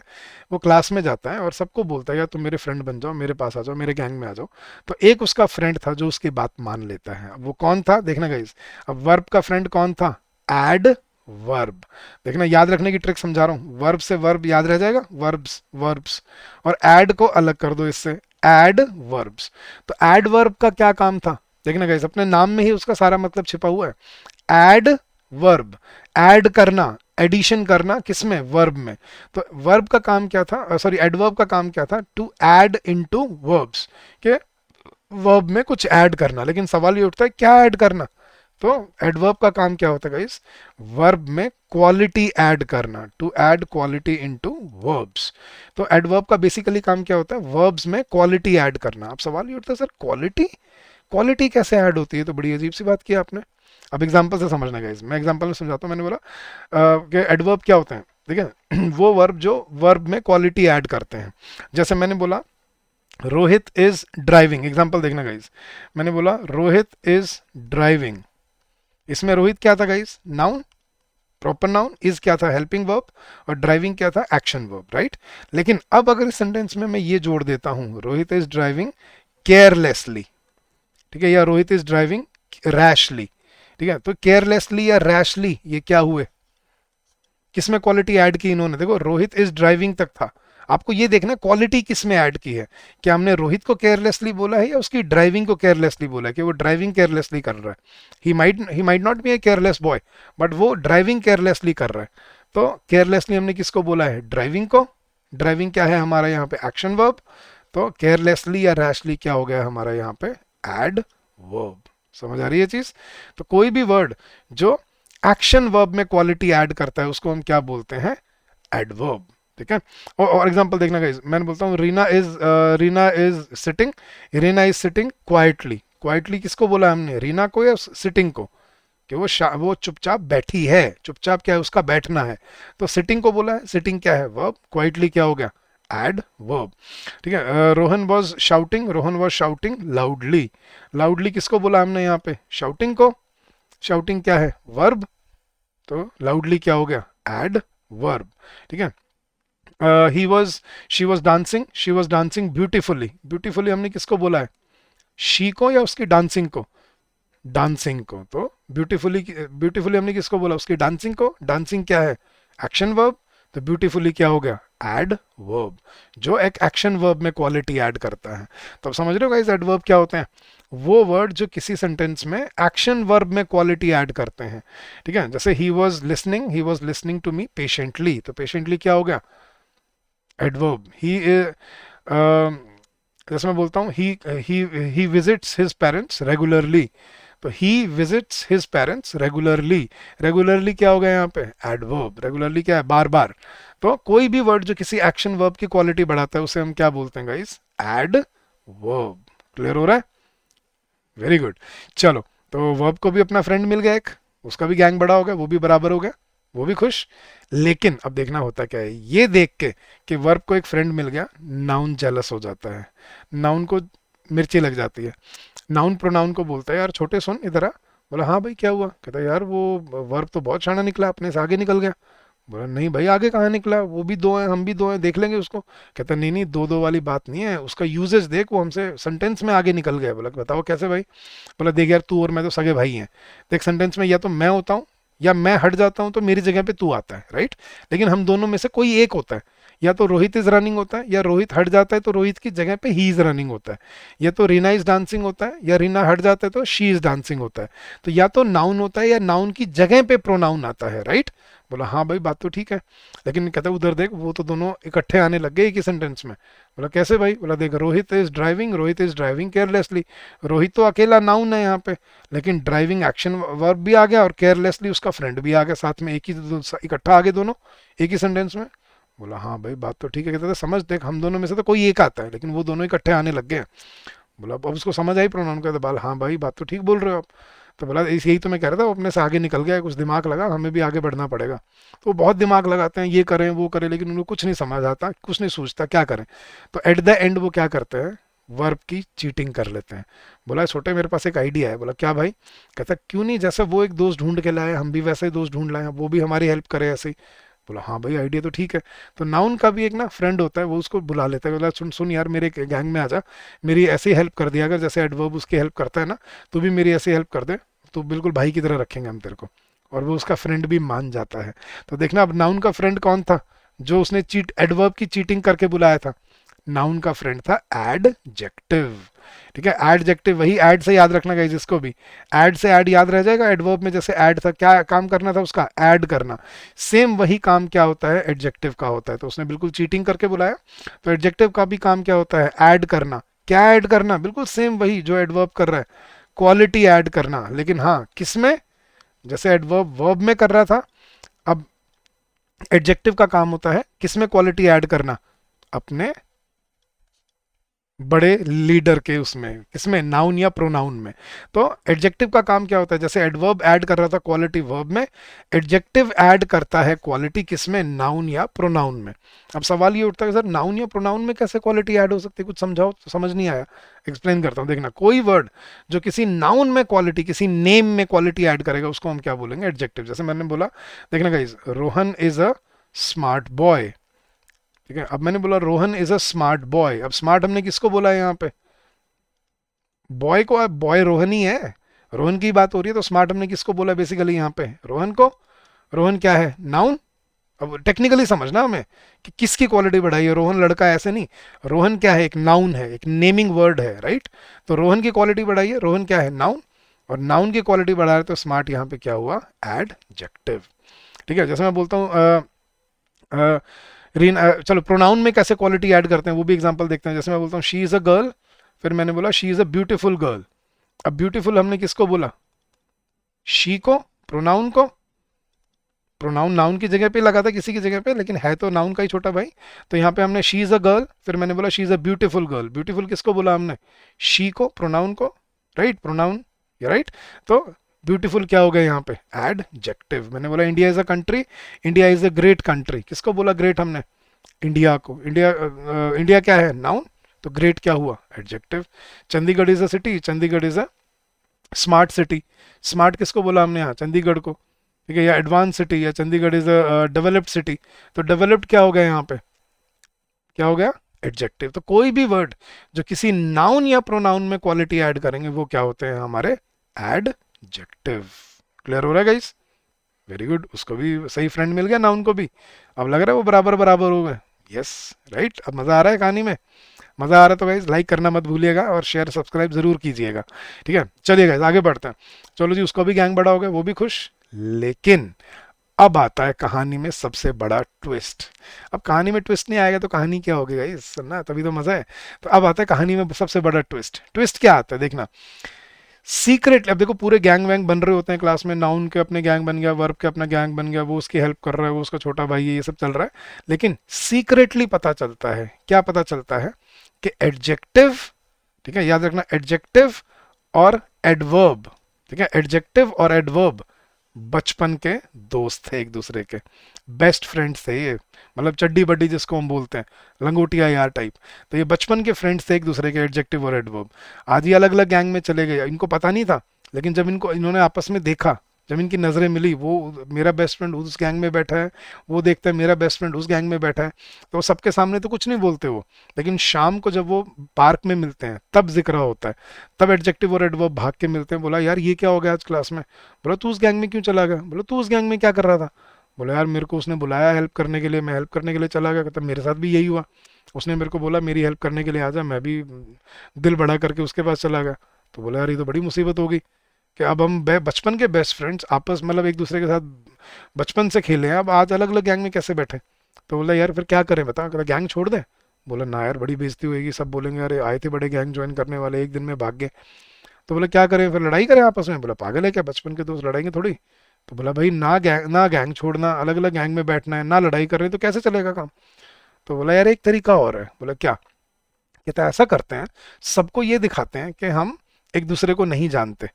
ठीक है, किसी को पता तो है नहीं क्लास में कि हम बचपन के फ्रेंड्स हैं, तो ऐसा दिखाते हैं सबको कि हम एक दूसरे को नहीं जानते, अलग अलग गैंग में बैठते हैं, इनकी बातें सुनते हैं वर्ब की और नाउन की, और जो हम क्या करेंगे आपस में लड़ेंगे नहीं, Chupke Chupke under the table एक दूसरे की हेल्प करते रहेंगे। बोले ये कैसे होगा, बोला देख तू देखता जा बस। तो ये डिसाइड करते हैं कि हम बचपन के बेस्ट फ्रेंड्स हैं, हम अलग अलग गैंग में बैठेंगे, ठीक है, लेकिन किसी को बिना बताए एक दूसरे की हेल्प करते रहेंगे under the table Chupke Chupke. बोला ये कैसे होगी हेल्प एक दूसरे की, अब वो ध्यान से देखना गाइस। एडजेक्टिव एडवर्ब एक दूसरे की हेल्प कैसे करते हैं, देखना, वही वर्ड जो किसी सेंटेंस में एडजेक्टिव होता है ना, वही वर्ड अपने पीछे एल वाई लगा के दूसरे सेंटेंस में जाके क्या बन जाता है, एडवर्ब बन जाता है। मतलब वो आपस में वर्ड शेयर करते हैं। देखना एग्जांपल से समझाता हूं, जैसे स्मार्ट था यहाँ पे, Rohit is a smart boy, smart adjective था। अगर मैं स्मार्ट के पीछे एल वाई लगा दूं स्मार्टली, तो स्मार्टली क्या बन जाएगा, एडवर्ब। जैसे Rohan is a smart boy and Rohan is working, अगर मैं वर्किंग की एक्शन वर्ब की क्वालिटी बढ़ा रहा हूं तो क्या बन जाएगा, रोहन इज वर्किंग स्मार्टली। हाँ जी, मैंने बोला Reena is a beautiful girl, beautiful क्या था यहाँ पे, एडजेक्टिव। अब ब्यूटीफुल में एल वाई जोड़ दूं क्या बन जाएगा, Rohan Reena is dancing beautifully. तो केयरलेस, केयरलेसली किससे बना है? केयरलेस से। तो Rohan is a careless driver, अगर मैं एडजेक्टिव की तरह यूज करूँ तो क्या यूज होगा? केयरलेस। कि Rohan is N Rohit is a careless driver. लेकिन अगर एडवर्ब की तरह यूज करूं तो क्या बन जाएगा? Rohan is driving carelessly. Rashly किससे बना है? रैश से, कि he is a rash driver and he is driving rashly. Rohan is a loud person, he is shouting loudly. She is a rude lady, she was talking rudely. तो rude rudely, quick quickly, slow slowly, ठीक है, beautiful beautifully, smart smartly, quick quickly. ठीक है, अब सोचो कितने, अब समझ आ रहा है ये एल वाई वाला? हाँ सर ये हमें पता तो था, बस आपने आज रिकिंडल कर दिया इसको। तो अब इसको याद रखो टेक्निकली, ठीक है, ये नहीं कि रटा हुआ है। स्मार्टली कंट्रोल करो उसको। अगर मैं बोल रहा हूँ कि इंटेलिजेंट और इंटेलिजेंटली, तो Rohan is an intelligently person या Rohan is an intelligent person? Rohan is an intelligent person, क्योंकि इंटेलिजेंट एडजेक्टिव है। और एडवर्ब बनाना है तो रोहन इज वर्किंग इंटेलिजेंटली या रोहन इज वर्किंग स्मार्टली। ठीक है, she is a careful person and she was no she was walking carefully या she was behaving carefully। तो ऐसे होते हैं एडजेक्टिव और एडवर्ब्स का। इसके वही वर्ड जो किसी सेंटेंस में एडजेक्टिव होता है, इसकी एक सिंपल सी आपको फॉर्मूला दे रहा हूँ, वही वर्ड जो किसी सेंटेंस में एडजेक्टिव होता है, अपने पीछे एल वाई लगा के वो क्या बन जाता है? एडवर्ब बन जाता है। अब समझना 99.9% जो एडजेक्टिव और एडवर्ब होते हैं वो सेम होते हैं। 99.9%। सोचो, जो वही वर्ड एडजेक्टिव होता है और वही वर्ड अपने पीछे एल वाई लगा के क्या बन जाता है? Adverb. Nice nicely, rude rudely, smooth smoothly, short shortly, quick quickly, random randomly, occasional occasionally. Right, सोचो कितने वर्ड्स हमने देखे होंगे आज तक, लेकिन अब दोनों का ही एक ही कॉन्सेप्ट मिल गया कि बचपन के फ्रेंड्स हैं। वो एडजेक्टिव है जब वो नाउन की क्वालिटी बढ़ाएगा, और वही वर्ड शेयर कर देगा एडवर्ब के साथ कि एल वाई लगा ले और इसको एडवर्ब की तरह बना ले। अब समझ आ रहा है क्या बोल रहा था मैं? कि ये बैठते अलग अलग गैंग में है, लेकिन अंडर द टेबल ये एक दूसरे की हेल्प करते हैं। कैसे? वर्ड शेयर करके, कि वही वर्ड एडजेक्टिव होता है और वही वर्ड एल वाई लगा के दूसरे सेंटेंस में क्या बन जाता है? एडवर्ब बन जाता है। समझ आएगा इस? फेयर एंड सिंपल, मजा आ रहा है? चलिए जी, तो ये हो गया अपना एडजेक्टिव और एडवर्ब का ट्विस्ट। ठीक है, चलो जी, गैंग बन गए थे, ट्विस्ट आ गया, लेकिन अब आगे क्या होगा ये देखना है ना। एंड एंड गेम क्या है, वहां चलने की मजा वेट हो रही है। तो टोटल कितने बच्चे थे इस क्लास में? मतलब इस क्लास में जो हम पढ़ रहे हैं, 8 स्टूडेंट्स थे। 1 2 3 4 5, ये तो 5 ही हुए, 3 कहाँ गए? अब देखना गाइस, 3, अब बाकी सब तो गैंग वैंग में बढ़ जाते हैं, लेकिन ये 3 शरीफ बच्चे होते हैं, ये बोलते हैं कि हमें किसी गैंग में नहीं जाना, हमें इंडिपेंडेंट रहना है, हमें गैंगबाजी के लफड़े में नहीं पड़ना, हमें हमें पढ़ाई करने आए हैं स्कूल में, हम ये लड़ने थोड़ी आए हैं। अब 3 शरीफ बच्चे थे, वो बोले हम न्यूट्रल रहेंगे, हम किसी गैंग में नहीं जाएंगे। अब ये 3 शरीफ बच्चे कौन थे वो देखना गाइस। सबसे पहला शरीफ बच्चा, प्रेपोजिशन। ठीक है, इसको नाम से याद रखना गाइस, सभी के नाम में मतलब छिपा हुआ है और नाम से याद रखूंगा। प्री पोजिशन, तो अपने नाम से ही बताएगा सब कुछ। प्री पोजीशन, वो वर्ड जो आपको किसी की पोजीशन बताते हैं। प्री की यूज हो रहा है उससे पहले आके, और उससे रिलेटेड उसकी पोजीशन बताते हैं। देखना गाइस, प्रेपोजिशन क्या होते हैं? जो किसी की फिजिकल या नॉन फिजिकल, दोनों हो सकती हैं, ठीक है, फिजिकल या नॉन फिजिकल पोजीशन बताते हैं। जैसे देखना गाइस, मैंने बोला I am at home, 4 word है, आई एम एट होम। किस वर्ड ने बताया कि मेरी पोजीशन घर पे है, मेरी लोकेशन घर पे है? एट ने। एट क्या हुआ? Preposition. She is in the kitchen, किसने बताया किचन के अंदर है वो? इन, क्या हुआ? In, preposition. He is the bag is under the table, किसने बताया टेबल के नीचे है? अंडर, क्या हुआ? अंडर, एक preposition. The books are on the table, किसने बताया टेबल के ऊपर है? ऑन, ऑन क्या हुआ? एक preposition. I am going to Delhi, तो किसने बताया मैं दिल्ली को जा रहा हूँ? To. I am coming from college, मैं कहाँ से आया हूँ? कॉलेज से आया हूँ, किसने बताया? फ्रॉम। तो ये जो वर्ड्स होते हैं guys, in, on, at, for, from, by, with, to, aside, beside, under, through, beneath, underneath, across, ये सब क्या हैं? आपके प्रेपोजिशंस, जो आपको सेंटेंस में क्या बताते हैं? किसी की पोजीशन बताते हैं। ठीक है, अब चाहे वो फिजिकल पोजीशन हो, चाहे वो नॉन फिजिकल। नॉन फिजिकल का मतलब क्या है? जैसे मैंने बोला I am looking at you, मैं तुम्हारी तरफ देख रहा हूं, कोई फिजिकल पोजीशन नहीं है, बट एट उसने मतलब विद रिस्पेक्ट टू यू मैंने पोजीशन बता दी, मैं किसकी तरफ देख रहा हूं? तुम्हारी तरफ। Take 5 steps towards the wall, ये टूवर्ड्स मतलब दीवार की तरफ, ये तो हो गया फिजिकल।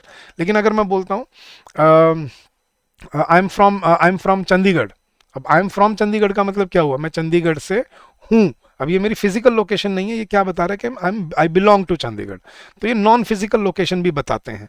तो कोई भी पोजीशन बताना, ठीक है, with respect to the object and the subject of the sentence, उसको हम क्या बोलते हैं, प्री पोजिशंस। ठीक है, ये बहुत सारी होती हैं, ये बहुत अभी पढ़ेंगे हम लेक्चर में, तब सिखाऊंगा आपको एक एक का क्या क्या यूज होता है, बट आपको आज आइडेंटिफाई करना सिखा रहा हूँ कि सेंटेंस में हर वर्ड आप आइडेंटिफाई कर पाओ।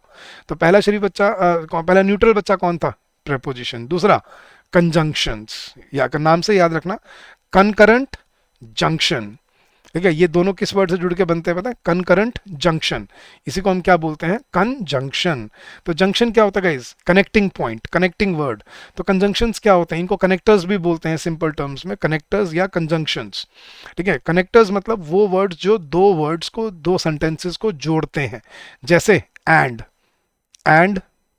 क्या काम करता है, जोड़ने का, but, because, so, therefore, hence, instead of, in spite of, along with, together with, पता नहीं कितने सारे हैं guys। ठीक है, रट नहीं सकते लेकिन समझ सकते हो, कोई जोड़ने वाला काम जो वर्ड करेगा, जो वर्ड जो दोनों पार्ट्स को जोड़ेगा, उसको हम क्या बोलते हैं, कंजंक्शन। ठीक है, कनेक्टिंग वर्ड्स। ठीक है, जैसे देयरफॉर, हाउएवर, ठीक है, look, consequently, subsequently, nonetheless, nevertheless, ये सारे क्या हैं आपके, बट, बिकॉज, आइदर और, neither nor, not only but also, ये सारे क्या हैं आपके, कंजंक्शंस। ऑल्दो, वाइल, येट, ये सब कंजंक्शंस है, कनेक्टर्स हैं जो दो वर्ड्स को या दो सेंटेंसेस को जोड़ने का काम करते हैं। And last but not the least guys, आप अगर किसी बुक में जाओगे ना, तो ये जो 8वीं कैटेगरी होती है ना, ये आपको बताई गई होती है, मैं आपको पहले वॉर्न कर देता हूँ। अगर किसी बुक में जाओगे तो इनको 8वीं जो 8 कैटेगरी होती है, वो आपको एक्सक्लेमेटरी वर्ड्स दिए होते हैं। ठीक है, इंपेरेटिव वर्ड्स। ठीक है, एक्सक्लेमेटरी वर्ड्स जिसको हम बोलते हैं, एक्सक्लेमेटरी वर्ड्स, एक्सक्लेमेशंस। ठीक है, अब ये हम नहीं पढ़ेंगे, क्यों, क्योंकि आपको समझाता हूँ। एक्सक्लेमेटरी वर्ड्स कौन से होते हैं गाइस, वो वर्ड्स जो आपके इमोशन को शो करते हैं। जैसे ये वर्ड्स होते हैं, जैसे मैंने बोला वाओ, जैसे आपने बोला कि यार मैंने वो वाली गाड़ी खरीद ली, पता है, मैं जवाब देता हूँ आपको, वाओ। वाओ क्या है गाइस, मेरा इमोशन शो कर रहा है। ठीक है, या जैसे आपने बोला यार उसके दादाजी एक्सपायर हो गए यार, अलास, अरे यार ये तो बड़ी दुख की बात है। ठीक है यार, वो उसने वो एग्जाम क्लियर कर लिया उसने, अरे शाबाश, ब्रावो। तो ये जो वर्ड्स होते हैं ना, जिनके पीछे आपको साइन ऑफ एक्सक्लेमेशन मिलता है, ये इसको बोलते हैं साइन ऑफ एक्सक्लेमेशन, ये वर्ड्स होते हैं एक्सक्लेमेटरी वर्ड्स। अब ये आपकी फॉर्मल इंग्लिश में, रिटन इंग्लिश में यूज नहीं होते, ये कम्युनिकेशन में यूज होते हैं, तो इसलिए ये आपके एग्जाम का हिस्सा भी नहीं होते, तो इसलिए हम इनको नहीं पढ़ेंगे यहाँ पे। तो बुक्स में आपको 8th कैटेगरी ये दी होती है, लेकिन मैं इसको चेंज कर रहा हूँ। 8th कैटेगरी जो हम पढ़ेंगे यहाँ पे, वो है हमारे आर्टिकल्स। ठीक है, आर्टिकल्स गिनती मतलब इस क्लास का सबसे छोटा लेकिन सबसे किफ़ायती बच्चा है। सबसे छोटा क्यों, गिनती के सिर्फ तीन वर्ड्स हैं। ठीक है, और सबसे किफ़ायती क्यों, इंग्लिश लैंग्वेज में सबसे ज़्यादा यूज़ होने वाले वर्ड्स हैं, सबसे ज़्यादा रूल्स इनके हैं। कौन से होते हैं गाइस आर्टिकल्स हमारे, ए, एन और द, सबसे ज़्यादा यूज़ होते हैं आपकी लैंग्वेज में, एक सेंटेंस में 2-2 3-3 बार यूज़ होते देखे होंगे आपने, और सबसे ज़्यादा, सबसे वर्सटाइल यूज़ भी इन्हीं का ही है, और सबसे ज़्यादा गलतियाँ भी बच्चे शायद इन्हीं में ही करते हैं, ए, एन और द। ठीक है, अब एन, चलो मैं सिंपल एग्जाम्पल्स आपसे पूछता हूँ, आप सब बोल रहे हो एन कहाँ यूज़ होता है गाइस, अगर मैं आपसे पूछूँ एन कहाँ यूज़ होता है, आप सभी का आंसर क्या आएगा मन से, सर वॉवल्स, वॉवल्स के सामने, राइट, गलत। अब ये है गाइस जो आपको रटाई गई हैं चीज़ें बचपन से, एन का वॉवल से कोई लेना देना नहीं होता, दूर दूर तक लेना देना नहीं होता। एन यूज़ होता है वॉवल साउंड्स के सामने, और वॉवल साउंड्स भी इंग्लिश वाली नहीं होती, वॉवल साउंड्स भी हिंदी वाली होती हैं। पहले 5 जो हमने वर्ण सीखे थे, अ, ई, आई, ओ, और जो इसको आप इंग्लिश में यू बोलते हो ना, you is not a vowel sound, the vowel sound is ऊ, नॉट यू। जब आप यू बोलते हो तो य की साउंड आती है पहली, लेकिन एक्चुअली जो वॉवल साउंड आती है वो होती है ऊ। तो अ, ई, आई, ओ, ऊ, ये 5 साउंड होते हैं जिनके आगे वॉवल लगता है, एन लगता है, जिनको वॉवल साउंड्स बोलते हैं। ठीक है, अब ये है एक्चुअली रूल। अब आपने बचपन से पढ़ा होगा, आर के सामने, ऑनरेबल के सामने, इनके आगे एन क्यों लगता है, बोलते सर एच साइलेंट है। एच साइलेंट होने से क्या हुआ, साउंड देखो क्या है, आ, आर, ओ, ऑनरेबल। और वहीं पे जैसे अगर मैं बोलता हूँ कि अनियन, सॉरी, जैसे मैं बोलता हूँ वन, वन के आगे क्या लगता है, वन तो ओ से शुरू हो रहा है, लेकिन अ वनडे मैच होता है, एन वनडे मैच होता है, अ वनडे मैच होता है। अ क्यों होता है भाई, वन तो ओ से शुरू हो रहा है। साउंड देखो, वन बोलते हुए पहली साउंड क्या आ रही है, वी, वन, वी, लेकिन वही ओ से शुरू होने वाला अनियन, उसके आगे एन लगता है, या एप्पल उसके आगे एन लगता है, क्यों, क्योंकि साउंड क्या है, अ, एप्पल, अनियन।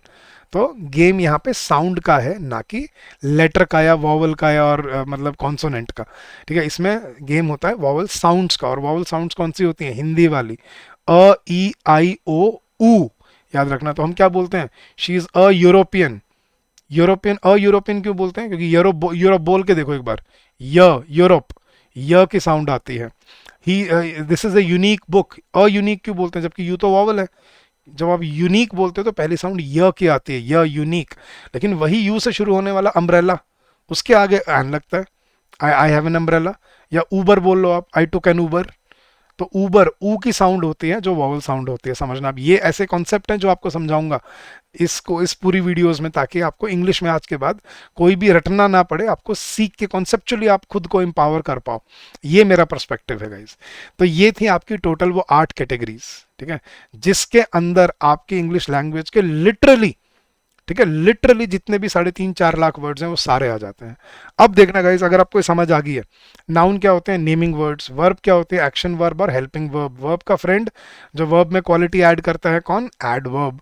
ठीक है, नाउन का छोटा भाई प्रोनाउन, जो क्या करते हैं? नाउन को रिप्लेस करके उनकी जगह पे आ जाते हैं। फिर नाउन ने भी एक फ्रेंड बुला लिया था एडवर्ब की चीटिंग करके, एडजेक्टिव, वो भी क्या ऐड करते हैं? क्वालिटी। लेकिन ट्विस्ट क्या आया था? हमें पता चला एडजेक्टिव और एडवर्ब तो बचपन के फ्रेंड्स हैं, मतलब ये 99.9% वर्ड शेयर करते हैं आपस में। वही वर्ड जो किसी सेंटेंस में एडजेक्टिव है, वो अपने पीछे एल वाई लगा के दूसरे सेंटेंस में क्या बन सकता है? एडवर्ब बन सकता है, एंड वाइस वर्सा। फिर हमने 3 न्यूट्रल बच्चे देखे, कौन से? पहला प्रेपोजिशन, जो क्या बताते हैं? किसी की पोजीशन बताते हैं। दूसरा कंजंक्शन, जो क्या करते हैं? जंक्शन करते हैं, ज्वाइन करते हैं, कनेक्ट करते हैं। And last but not the least, articles. कौन से? ए, एन और द। एक्सक्लेमेटरी वर्ड्स मैंने बताया, ये हम नहीं पढ़ते क्योंकि एग्जाम में नहीं आते। देखना गाइस, ये 8 कैटेगरीज जो हमने पढ़ी अब आपके सामने जो है, इनके अंदर आपकी इंग्लिश लैंग्वेज का लिटरली हर वर्ड आ जाता है। कोई सेंटेंस पढ़ के देख लो, आप न्यूज़पेपर उठा लो और देखो, आप उसमें हर वर्ड को आइडेंटिफाई करने कर पाओगे या नहीं कर पाओगे। ठीक है, जैसे मैं बोलता हूँ the prime minister gave a speech in Delhi, ठीक है, या the prime minister gave a speech in, हाँ चलो, इन दिल्ली सिंपल लगता है। The prime minister gave a speech in Delhi. The क्या है? Article. Prime minister noun. Gave, give, gave, given verb, action verb. A article. Speech, एक भाषण दिया उन्होंने, स्पीच क्या है? नाउन। इन, इन क्या है? प्रेपोजिशन। इन दिल्ली, दिल्ली क्या है? नाउन। कोई सेंटेंस लो जो आपके मन में आ रहा है, आप देखो उसमें आप हर वर्ड को आइडेंटिफाई कर पाओगे या नहीं कर पाओगे। ये है गाइस आपकी ग्रामर की टेक्निकलिटी, जो आपको अब समझनी है। कि अगर आप ये अच्छे से समझ जाओगे तो आप ग्रामर को कंट्रोल कर पाओगे आज के बाद, कि हर सेंटेंस में सिर्फ उसका पता है आप क्या करते हो गाइस? हमने सेंटेंस पढ़ा, the prime minister gave a speech in Delhi. हम हिंदी करते हैं बस दिमाग में इसकी, कि प्राइम मिनिस्टर ने दिल्ली में एक स्पीच दी, ये हिंदी होगी इसकी। लेकिन टेक्निकलिटी कभी सोची कि द क्या है, प्राइम मिनिस्टर क्या है, गेव क्या है? और ऐसे आप ग्रामर को कंट्रोल कर पाओगे अगर आपको सही में इंग्लिश लैंग्वेज को डेवलप करना है। This is what you need to develop first of all, कि अपने बेसिक्स को स्ट्रांग बनाओ, उससे आपको आपकी इंग्लिश कल्मिनेट होगी, उससे उससे आपकी इंग्लिश निकल के बनेगी। अब तक तो जो आपने सीखा है वो आसपास में जो पढ़ा है उससे सीखा है, लेकिन अब जो आप सीखोगे वो अपने खुद की अंडरस्टैंडिंग से सीखोगे। और अगर आपको ये समझ आया, ये कहानी अच्छी लगी, तो ये कहानी कहीं नहीं मिलेगी आपको, कोई किताब में नहीं मिलेगी, ये मेरी बनाई हुई है। मैं अपने स्टूडेंट्स को हेल्प करने के लिए पिछले 15 सालों से पढ़ा रहा हूँ, तो मैं ओवर द ईयर्स मैंने भी बनाए हैं शॉर्टकट्स, ताकि मैं लैंग्वेज को सीखना ईजी बना पाऊँ आपके लिए। तो अगर आपको अच्छा लगे तो ऐसे ही आप कंटिन्यू कर सकते हो मेरे साथ ये lectures, and you will benefit a lot from them. तो ये थे गाइस आपकी ग्रामर की कहानी। तो किसी भी सेंटेंस में कोई भी वर्ड जो यूज होते हैं वो हम आइडेंटिफाई कर सकते हैं। जैसे मैं बोलता हूँ Rohit is playing football in the park. Rohit क्या है? Proper noun. इज क्या है? Helping verb. प्लेइंग क्या है? Action verb. Rohit is playing football. Football क्या है? Again noun, common noun, sport का नाम है, राइट। तो Rohit is playing football in the park. In क्या है? प्रेपोजिशन। द क्या है? आर्टिकल। और पार्क क्या है? Common noun. हर वर्ड को, हर सेंटेंस को आइडेंटिफाई कर पाओगे अब आप। तो ये है ग्रामर की बेसिक्स। सोचो गाइस, ये सिखाने में उन्होंने 8 साल लगा दिया आपको, और उसके बाद भी नहीं सिखा पाए वो आपको। यही 8 कैटेगरी सिखाई है उन्होंने ग्रामर में, इससे ज़्यादा और कुछ नहीं सिखाया वो आपको। लेकिन सोचो आपको यही याद नहीं है आज तक, तो फिर ग्रामर कहाँ से, इंग्लिश कहाँ से डेवलप हो गई आपकी? समझ आ रहा है? चलिए, अब गाइस हमने वर्ड्स को तो आइडेंटिफाई करना सीख लिया, अब उससे एक स्टेप आगे चलते हैं। ठीक है, अब हम चलते हैं कि कैसे हम वर्ड्स को जोड़ते हैं, ताकि अब वन वर्ड, हम सिर्फ वर्ड्स तो नहीं पढ़ते लैंग्वेज में, वर्ड्स को कनेक्ट करके क्या बनता है? एक सेंटेंस। और हमें एग्जाम में सेंटेंसेस पढ़ने होंगे वहां पे। तो सेंटेंस क्या होता है गाइज? सेंटेंसेस क्या होते हैं? सेंटेंस या सेंटेंस की डेफिनेशन क्या है? सेंटेंस और सेंटेंसेस की डेफिनेशन क्या है, ठीक है? अ collection of words which when put together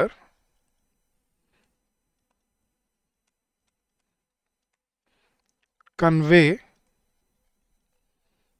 a collection of words which when put together um convey a logical and rational information to the reader. मैं आपको एक्सप्लेन करूंगा क्या मतलब है, मैंने क्यों लिखा है यहाँ पे ये चीज। टू द रीडर या लिसनर, रीडर बोल लो या, अभी हम एग्जाम में तो हमें पढ़ना ही होता है, बट कोई सुनने वाला भी है तो उसके अकॉर्डिंग भी। तो सेंटेंस की बेसिकली डेफिनेशन क्या होती है गाइस? सेंटेंस या sentences are basically a collection of words, के मतलब वो वर्ड्स को जोड़ के इस तरह से रखना कि जब वो इकट्ठा आए, पढ़ने वाले को या सुनने वाले को एक लॉजिकल या रैशनल इंफॉर्मेशन कन्वे हो। ठीक है, देखो अकेला राम या अकेला रोहित कोई सेंटेंस नहीं है, अकेला रीना या अकेला प्लेइंग कोई सेंटेंस नहीं है, लेकिन रीना इज प्लेइंग फुटबॉल, अब रीना अलग वर्ड है, इज अलग वर्ड है, प्लेइंग अलग वर्ड है, फुटबॉल अलग वर्ड है, लेकिन जब हमने उनको कंबाइन करके बनाया, कंबाइन करके रखा, वो क्या बने? एक सेंटेंस बना। तो सेंटेंस की डेफिनेशन क्या है? सेंटेंस इज अ कॉम्बिनेशन या collection of words which when put together convey a logical और rational information to the reader और to the listener, that's what we call a sentence. ठीक है, तो सेंटेंस के अलग अलग पार्ट्स हमने समझ लिए, नाउन ये होता है, एक्शन वर्ब ये होती है, हेल्पिंग वर्ब ये होती है, ये प्रेपोजिशन होता है, ये समझ आ जाएगा। लेकिन अब सीखते हैं कि उनको किस लॉजिकल वे में रखा जाता है ताकि हम एक सेंटेंस क्रिएट कर पाए। मतलब सेंटेंस को क्रिएट करने का कोई कोई सीक्वेंस होता है क्या गाइज? जब जब मतलब कहने का मेरा क्वेश्चन ये है आपसे कि जब भी आप कोई सेंटेंस बनाते हो, क्या सेंटेंस को किसी सीक्वेंस में रखते हो, वर्ड्स को किसी सीक्वेंस में रखते हो, या बस ऐसे ही जोड़ में चिपका देते हो? नहीं सर, सीक्वेंस में रखते हैं। जैसे एग्जांपल देता हूँ, मैंने बोला Rohit is going to Delhi, क्या इस सेंटेंस को हम इसके अलावा और किसी सीक्वेंस में बना सकते हैं? मैंने एग्जांपल देखना, going to Rohit Delhi is बन सकता है, Delhi is to going Rohit नहीं, Rohit Delhi is going to नहीं, is to Delhi Rohit going नहीं सर, नहीं, एक ही सीक्वेंस बन रहा है, क्या? Rohit is going to Delhi. तो क्या सीक्वेंस है जो आप फॉलो करते हो जब आप एक सेंटेंस बनाते हो? तो पहले यूनिवर्सल सीक्वेंस समझो गाइस। 99% सेंटेंसेस जो हैं, आप देखो ये सीक्वेंस हर हर लैंग्वेज में होता है, हिंदी में भी था। हिंदी में याद है आपने वो किया था, कर्ता ने कर्म को करण से संप्रदान के लिए अपदान में हरे अधिकरण, ये वो किया था हमने, बट वो हिंदी में तो चलो बहुत अजीब सा था, बट इंग्लिश में बड़ा सिंपल होता है कि 99% जो सेंटेंसेस होते हैं वो किस सीक्वेंस में बनाए जाते हैं? वो सीक्वेंस बड़ा सिंपल है, सब्जेक्ट प्लस सब्जेक्ट। सबसे पहले सेंटेंस में क्या आता है? सेंटेंस में आता है सब्जेक्ट, फिर आती है वर्ब, और फिर आता है इसको हम ऑब्जेक्ट भी बोलते हैं, या इसको हम प्रेडिकेट भी बोल देते हैं। अगर आप किसी बुक में पढ़ोगे ना, बुक से पढ़ोगे तो ये प्रेडिकेट लिखा मिलेगा, बट मैं इस वर्ड को प्रेफर नहीं करता। क्यों कंफ्यूज करना है अपने आप को? सिंपल रखो, सब्जेक्ट, वर्ब एंड ऑब्जेक्ट। एक सेंटेंस के बेसिकली 3 पार्ट्स होते हैं, सब्जेक्ट, वर्ब एंड ऑब्जेक्ट। ठीक है, सब्जेक्ट कौन होता है गाइज? अब आपके दिमाग में आ रहा होगा सर, सब्जेक्ट होता है कर्ता, जो काम करता है, doer of the action, right? यही सुना आपने आज तक? गलत, subject doer of the action नहीं होता गाइज। सब्जेक्ट इज, जैसे एग्जांपल देता हूँ गाइज, मैंने बोला India is a great country, इसमें कौन एक्शन कर रहा है? कोई एक्शन हो रहा है इस सेंटेंस में? नहीं सर, तो सब्जेक्ट नहीं है इसका मतलब इस सेंटेंस में? फिर नहीं सर, है, इंडिया है, तो फिर सब्जेक्ट, अगर इंडिया है तो फिर वो तो कोई एक्शन नहीं कर रहा।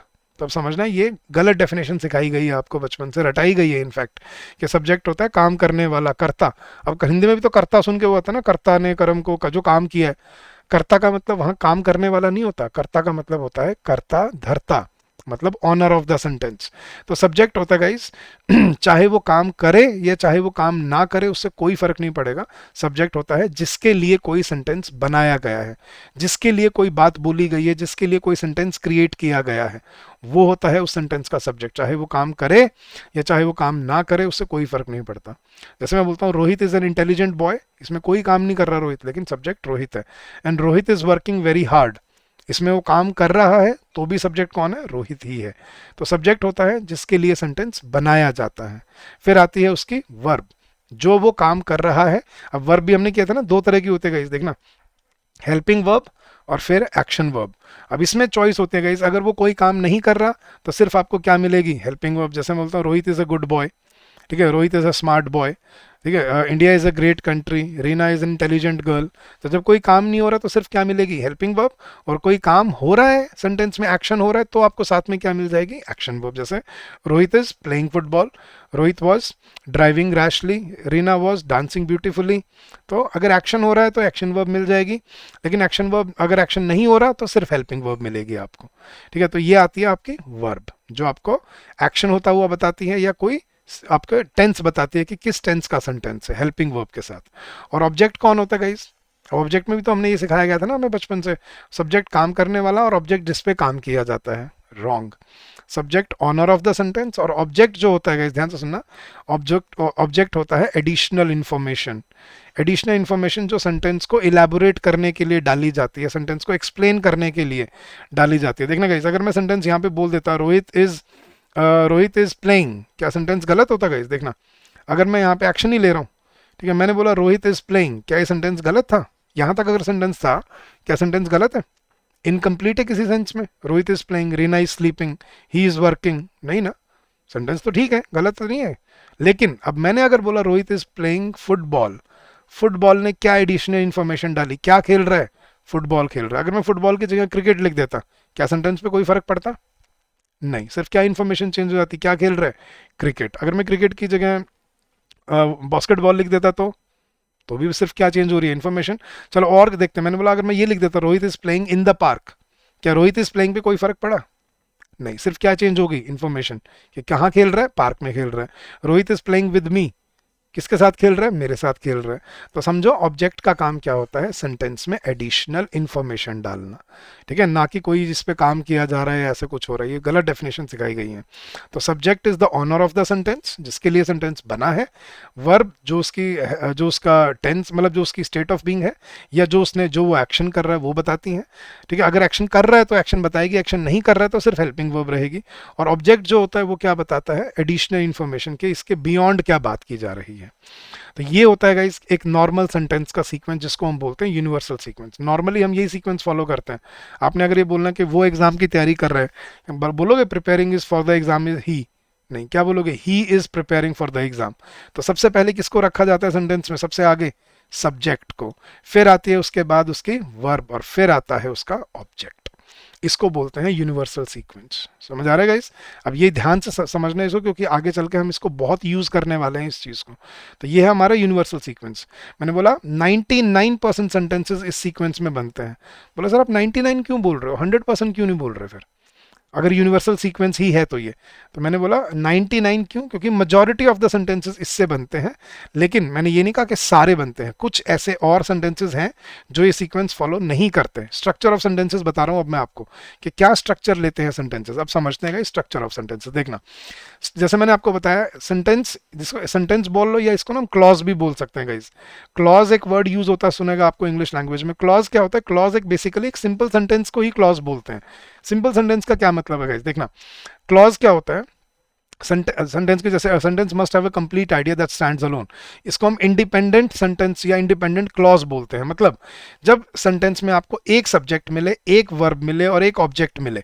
ठीक है, सब्जेक्ट यहाँ पे कौन था, ही ऑब्टेन्ड हिज डिग्री, वर्ब क्या थी, ऑब्टेन्ड, और हिज डिग्री क्या थी, ऑब्जेक्ट। तो जब सेंटेंस में आपको एक सब्जेक्ट, एक वर्ब और एक ऑब्जेक्ट मिलता ना, इसको हम बोलते हैं इंडिपेंडेंट सेंटेंस या इंडिपेंडेंट क्लॉज। ये होता है सिंपल सेंटेंस, जिसमें आपको एक सब्जेक्ट है, एक वर्ब है और ऑब्जेक्ट है। ठीक है, अगर मैं इसके बाद अगर मैं इसमें एक और सेंटेंस जोड़ दूं, जैसे he obtained his degree and he joined the company last year, अगर ऐसे दो क्लॉजेस जोड़ दूं इकट्ठा एक ही सेंटेंस में, ये बन जाता है कॉम्प्लेक्स सेंटेंस। तो सिंपल सेंटेंस और कॉम्प्लेक्स सेंटेंस के बीच में फर्क समझना। सिंपल सेंटेंस होता है जिसमें आपको एक सब्जेक्ट मिलता है, एक वर्ब मिलती है, और हो सकता है एक ऑब्जेक्ट एडिशनल इंफॉर्मेशन मिलता है। तो सेंटेंस क्या सीक्वेंस फॉलो करता है जो मैंने अभी आपको समझाया, सब्जेक्ट, वर्ब और ऑब्जेक्ट। तो जब तक आपको सिर्फ यहीं तक मिलता है ना, ये होता है एक सिंपल सेंटेंस। लेकिन इसके साथ अगर आपको एक और क्लॉज मिल जाएगा ना जुड़ के, जिसमें एक और सब्जेक्ट होगा, एक और वर्ब होगी, और हो सकता है एक और आपको ऑब्जेक्ट मिल जाए, ये बन जाएगा आपका कॉम्प्लेक्स सेंटेंस। तो पहले आपको सिंपल सेंटेंस और कॉम्प्लेक्स सेंटेंस के बीच में फर्क समझना है। तो सिंपल सेंटेंस को हम क्या बोल देते हैं, दिस इज क्लॉज नंबर 1, ठीक है, and this is clause number 2। ये क्लॉज होते हैं आपके। इंडिपेंडेंट सेंटेंस को क्लॉज बोलते हैं। अगर एक से ज्यादा जुड़ जाए तो फिर वो मल्टीपल क्लॉजेस बन जाते हैं, वो कंपाउंड सेंटेंस बन जाता है। तो पहले यही समझना है सिंपल सेंटेंस क्या होता है। There is only one subject, one predicate and one verb, one finite verb in a simple sentence. It contains only one independent clause. जैसे शी सिंग्स इंडियन म्यूजिक, ये क्या हो गया हमारा simple sentence. The dog ran after the ball, dog subject हो गया, ran verb होगी, after the ball object हो गया। ये होता है आपका एक सिंपल सेंटेंस। लेकिन अगर हम देर आर टू और more independent main clauses in a sentence, they become a compound sentence. ठीक है, इसमें आपको कंजंक्शन मिलेगा, कॉमन, कॉमा, कॉलन, ऐसे कुछ मिलेंगे जोड़ने के लिए। जैसे देखना, it rained heavily through out the day, ये पहला क्लॉज हो गया। फिर कॉन्सिक्वेंटली कंजंक्शन आ गया, द सिटी वॉज फ्लडेड, ये दूसरा सेंटेंस बन गया। ये होता है कंपाउंड सेंटेंस। तो सिंपल सेंटेंस जब आपको सिर्फ एक सब्जेक्ट, एक वर्ब और एक ऑब्जेक्ट मिले, और कंपाउंड सेंटेंस जहां पे आपको मल्टीपल क्लॉजेस मिले। ठीक है, जैसे the thief ran to escape, के जो चोर था वो बचने के लिए भागा, बट अब ये कंजंक्शन आ गई, but the police caught him, लेकिन पुलिस ने उसको पकड़ लिया। ये हो गया कंपाउंड सेंटेंस, दूसरा क्लॉज आ गया यहाँ पे। तो जब when there are multiple clauses in a sentence, it becomes a compound sentence. इसमें दो से ज्यादा भी हो सकते हैं। जैसे द विंटर सेट इन, ठंड बढ़ चुकी थी, इट वॉज कोल्ड, मतलब टेम्परेचर बढ़ चुका, सर्दियां आ चुकी थी, ठंड बढ़ चुकी थी, and we took out woollens from the cupboard, और हमने अपने गर्म कपड़े निकाल लिए थे। तो दो से ज्यादा भी क्लॉजेस हो सकते हैं एक सेंटेंस में, ऐसी बात नहीं है। बट एक क्लॉज होगा वो इंडिपेंडेंट सेंटेंस होगा, सिंपल सेंटेंस, और एक से ज्यादा क्लॉजेस जुड़े होंगे वो बन जाएगा आपका कंपाउंड सेंटेंस। ये क्लियर हो गया। अब चलते हैं कि जो मैं आपको बता रहा था कि सर आपने बोला 99% सेंटेंसेस में तो ये सीक्वेंस फॉलो होता है, कौन सा, सब्जेक्ट, फिर उसके बाद वर्ब, फिर उसके बाद ऑब्जेक्ट। फिर कौन सा सेंटेंस है जो ये सीक्वेंस फॉलो नहीं करते, अब वो देखते हैं गाइस। सबसे पहला असर्टिव सेंटेंसेस, जिसको हम 99% वाला बोलते हैं, ये है 99% वाला सीक्वेंस जो फॉलो करते हैं। ये कौन से सेंटेंस होते हैं, जो हम कोई डिक्लेरेशन करने के लिए, या कोई स्टेटमेंट देने के लिए, कोई ओपिनियन देने के लिए, कोई सजेशन देने के लिए, कोई कहावत बोलने के लिए, या कोई सच्चाई बात बोलने के लिए यूज करते हैं। देखना, जैसे the teacher is going to the classroom, यह है आपका स्टेटमेंट, सिंपल स्टेटमेंट, कोई भी बात बोल रहे हो। रोहित इज प्लेइंग फुटबॉल, ये सिंपल स्टेटमेंट है। Sunita is a good singer, ये मेरा ओपिनियन है। देखो गाइस, इसमें कोई एक्शन वर्ब नहीं आ रही, इसमें सिर्फ सब्जेक्ट के बाद हेल्पिंग वर्ब आई और उसके बाद एडजेक्टिव आ गया। Sunita is a good singer, she is a good human being, Rohit is a smart boy, India is a great country. ये क्या है, मेरे ओपिनियन या डिक्लेरेशन करना। ये भी यही सीक्वेंस फॉलो करते हैं। कोई यूनिवर्सल ट्रूथ जो हमेशा सच रहता है, the sun rises in the east, barking dogs seldom bite. तो ये होते हैं गाइस आपके जो 99% सेंटेंसेस होते हैं जो अपनी डे टू डे लाइफ में हम यूज करते हैं। आपने कोई स्टेटमेंट देनी है, कोई बात बतानी है, कोई ओपिनियन रखना है, कोई डिक्लेरेशन करनी है, कोई फैक्ट बताना है, या कोई कहावत बतानी है, वो सारे सीक्वेंस, ये सारे सेंटेंसेस जो होते हैं वो आपका जो यूनिवर्सल सीक्वेंस होता है वो फॉलो करते हैं। कौन सा, सब्जेक्ट पहले आएगा, फिर वर्ब आएगी और फिर ऑब्जेक्ट आएगा। लेकिन अब चलते हैं कौन से सेंटेंसेस हैं जो ये सीक्वेंस फॉलो नहीं करते हैं।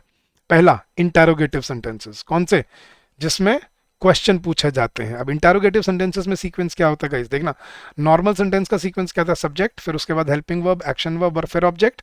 इंटरोगेटिव सेंटेंस का सीक्वेंस क्या होता है, इंटरोगेटिव सेंटेंस में हेल्पिंग वर्ब सब्जेक्ट से पहले यूज होगी, हमेशा याद रखना।